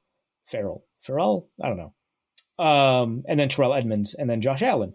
So of this top 10 here, with Josh Allen, Terrell Edmonds, Cleveland Farrell, I pronounced that 3 ways now. Carson Wentz, Jared Goff, Travon Walker, Daniel Jones, Kyler Murray, Mitchell Trubisky, and Baker Mayfield. You've got one definite hit in Josh Allen, one almost certainly a hit in Kyler Murray. Maybe a hit, Jared Goff, and that's it. So I just feel like these big reaches, there's some signal there, I think. But yeah, those are all the pre-2023 ones. And then, Rook was not picked in the first round. But if we take a look at the rank difference of Michael Penix, it is, so he was picked 8th. He was evaluated as 34th. So the rank difference is 26. So it's up there, right, in the big rank differences. The other way around. But it's not in the top 10. In fact, it's closer to 25th, which is like Frank Ragnow, Laken Tomlinson area. But in point difference, what's the point difference here on the pick-by-pick grades real quick? Go to the top here, Atlanta Falcons. So negative 746 points without adjusting for position or need, which would be bad news for them if I did that.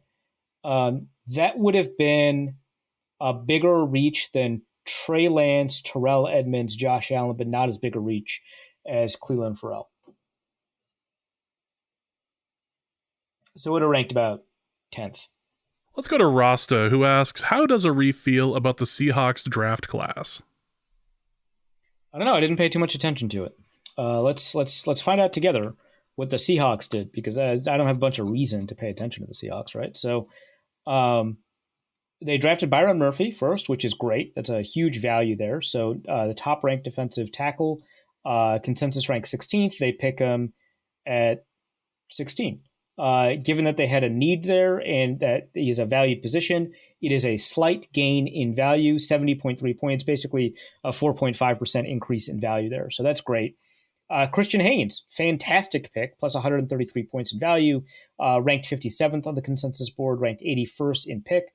I like it a lot. They have their tackles set, but not their interior, so that's good. Tyrese Knight, AJ Barner, Nehemiah Pritchett, all kind of losses against the big board. I think Pritchett's fine. I think Barner's a blocking-only tight end, but he does have some receiving upside. They just kind of picked him at a weird spot at 121, wouldn't have picked him there. Satoa Lamea, an offensive tackle from Utah. I think they did get a steal there. Michael Jarrell from Findlay, a Division II school. He was ranked 472nd on the consensus board, so he's regarded as undraftable. It's a 7th-round pick, so I don't really mind it too much, but it's whatever. But yeah, the consensus grade gave it a below-average grade. It seems like an average draft to me. So yeah, I don't know why you would ask me about the Seahawks, but there you go. Weird, right? Delta BC Dad asked, for Arif's quarterback development corner, is arm strength a trait that teams are often able to improve when they join an NFL team with better equipped trainers and nutritionists?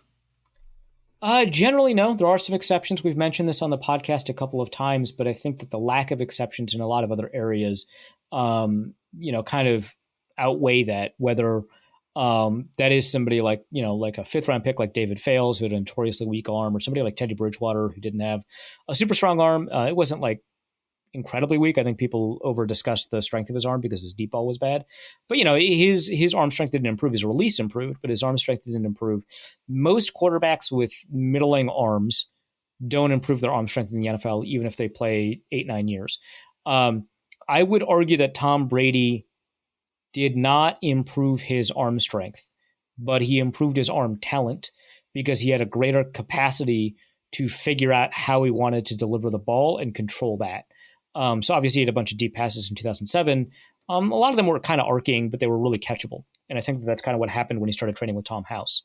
But yeah, Drew Brees improved his arm strength. Peyton Manning only ever lost arm strength. Like it felt like the strongest his arm ever was in 1998. And then it just kind of went down. And then obviously he got the neck injury, so it went like way down. But yeah, it doesn't seem like that happens a lot. But Drew Brees is a notable exception. And I wonder if that has to do with, like, we've talked about this before about like his workout regimen, but this generally does not happen. Next question is from Nolan Kaler, who is referring to something that was in the first 20 episodes of Norse Code. Nolan Kaler asks, with Reggie Bush finally receiving his Heisman, which will be the next Norse Code bit to fall? So immediately after we posted our last episode, Reggie Bush was allowed to have his trophy back for the Heisman in 2005. We went over, well, I say we, I was not a part of the show at the time as far as like an on-air person. You and Dusty had a bit on one of the first episodes of Norse Code talking about a fun comedy on TV that could exist between Reggie Bush and Vince Young living in the same house and having their trophies together. And the difference between a trophy and an award, all of that. We'll have a link to that in the show notes as well. It was originally something for Patreon, but I've posted it on Twitter and everything. So Reggie Bush gets his Heisman. Will the next bit be that Melissa is just proven to be the replacement Avril? Like, what's next? Yeah, because that's the only way that bit could end, right? Is if we have definitive proof. If they just admit it, yeah. Right, because the other way around, where they provide definitive proof that Avril is Avril or whatever, we just wouldn't trust it. No, it'd be like of course that's what they would put out. Is what would right? What it it's like who's in control of the chain of custody on this DNA report? You haven't answered that question, right? Like you can't win that one. Nope. You can only win by admitting the truth. Look, that Melissa's been Avril the whole time. We've watched the QAnon people enough to pick up how they think, and that's how we're just going to go into this. Yeah. You can't convince us otherwise. Also for North Code, which CFLer will our brothers and Bud Grant regret not taking all of the Rookie of the Year for the Toronto Argonauts? I guess that's the only one. It. Yeah. Yeah, well, so obviously that's the only one that was drafted, but is there another? Okay, so the reason that he was in the draft, so CFLers are traditionally not in the draft. The reason he was in the draft is this is the first year he was eligible to play in the NFL, and the first year you're eligible to play in the NFL, and you want to seek professional employment, you enter the draft. You're draft eligible. So he did not play football in college. He played spring league football. He had committed to play at Lane College, which is a JUCO, and left football because his father died, and he was both depressed and he needed to provide for his family, so he had to work. And then he it's a very similar story actually to Kyrie Jackson. A community college or not a community college coach, a spring league coach was like, "Well, you should try this out." So he tries it out, and he just dominates. Absolutely dominates. And CFL scouts are at every spring league practice and game. They just are. That's just part of their job. If you go to training camp, you might be able to see actually some CFL scouts. They're looking for the players that the Vikings might cut, that they might offer a contract to. And a CFL scout was like, I'm going to offer you an invite. You clearly heads and shoulders above the rest of these people. I'm going to offer you an invite to the CFL and you could try out. He goes to the CFL. He tries out for the Toronto Argonauts. And it's just a tryout, but they hold tryouts, which is nice. And he's holed up in this hotel, and he thinks that so he doesn't get a call back, right? So he's just left alone with his thoughts. He doesn't get a call back, and so he's making plans to. I think he drives buses. I think was his job to pick up his old job that he got put on, that his boss was able to put on hold for him, which is pretty rare. Huge solid from the boss, put on hold for him, I think driving buses or something like that. And so he's making arrangements to get his job back until someone tells him, no. That means you made the team. You only get the call if you're cut, which makes sense if you're on the team and it's a training camp scenario. To me, that doesn't make sense for a tryout situate. That's dumb for me, but whatever.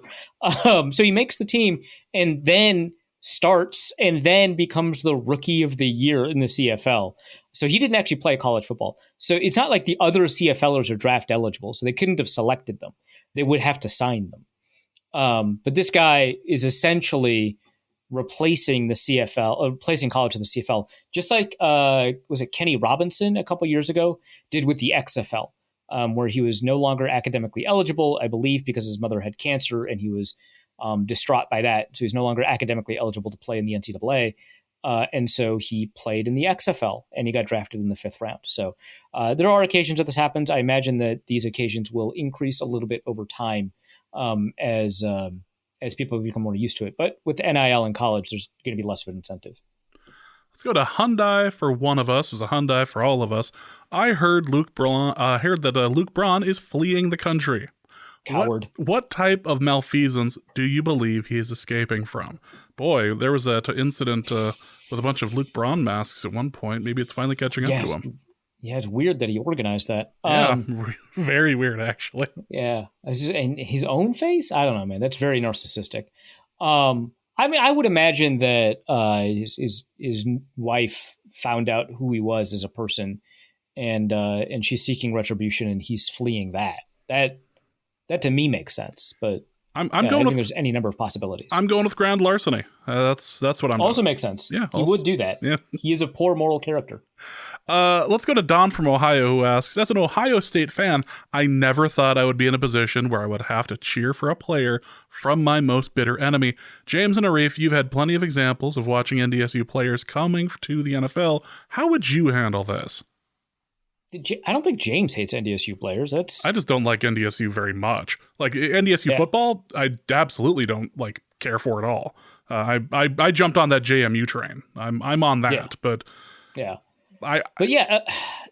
Okay. First of all, the good news is that the NDSU players are bad and have not done well in the NFL.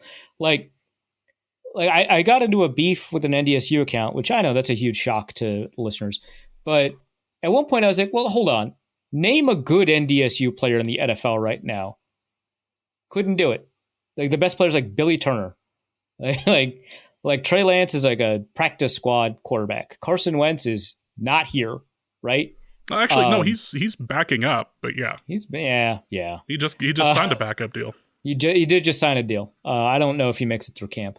I guess the best right now is Hunter Lepke, who I despise, and I think should not be allowed in civil society. But he is a fullback, so he does get to see the field for Dallas. Mm-hmm. That's probably it. He's not a very good fullback yet. He's a rookie, so I don't want to he's an NDSU alum, so I do want to judge him harshly. But he is a rookie, so there's some time for him to fail a little bit more. But I don't know, man. There's not a lot of you all out there, so it's very easy. There are a lot of very good Michigan players, including, from my understanding, the greatest quarterback of all time, I think, is a Michigan man, if I remember correctly. So I don't know how Don deals with that. I don't know of any Ohio State quarterbacks that are the greatest quarterback of all time. In fact, it seems to be kind of a thing. It's so notable that they're so bad at quarterback that when one finally has succeeded, people mention it.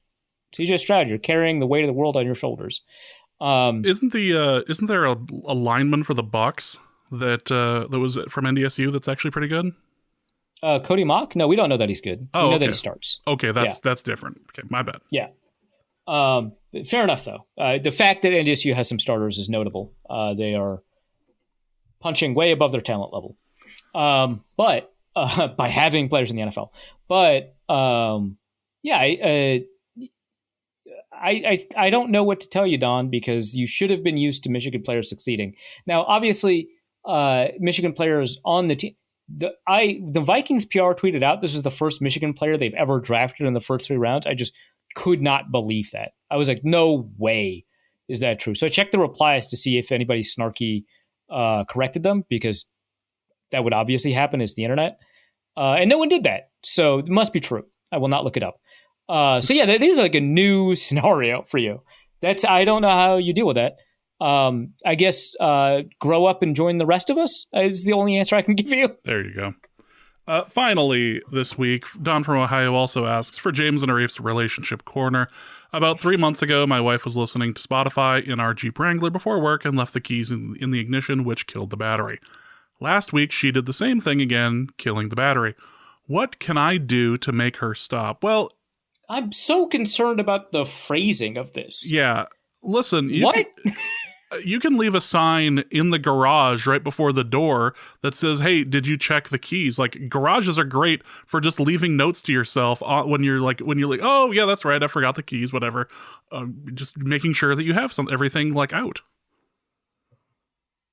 Yeah, that seems like the solution. Okay, so for most listeners asking a similar-ish question, had they asked this question, I would assume that they'd had a conversation between the first and second instance of the key being in the ignition, like saying, like, "Hey, can you, make sure not to do this next time? Drain the battery is a little bit of a hassle."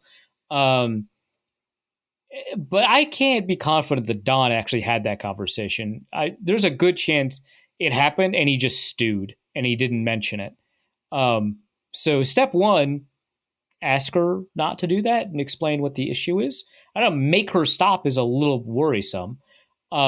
Second, a sign in the garage feels like the solution to this problem here. Garages are pretty useful. I have had garages in the past, so I do know that. But other than that, like, it is strange to leave your key in the ignition. That is an unusual. I've never had that problem. I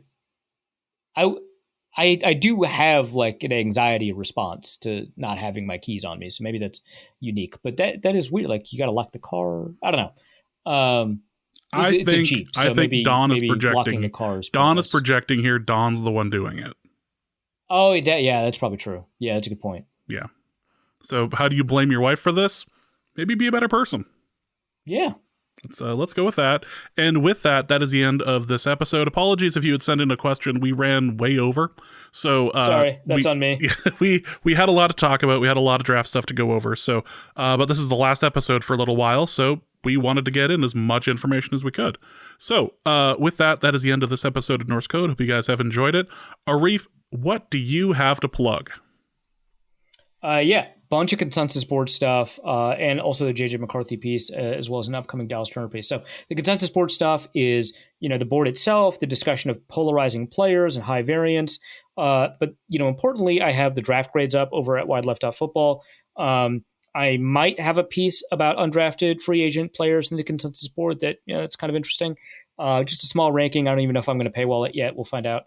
But I do have an upcoming piece on Dallas Turner, which is going to be a lot like the piece I just published on JJ McCarthy, which is, hey, what can we learn from external sources about JJ McCarthy? And in there, I discuss scouting reports. So I discuss the wide range of opinions that he's received. There's at least one analyst that ranked him first overall, a couple of analysts that ranked him third overall, and then analysts that ranked him in the 100s and in the 70s. And an analyst that ranked him around 21, and he ended up ranking 22 or 23, right? So I've got 5 scouting reports, 2 from the analysts that love him, 2 from the ones that didn't love him, 1 kind of a median analyst. So we got a full range of their opinions there. I have tried to grab as many reports from quote-unquote anonymous NFL scouts on him, and then I go through a bunch of data.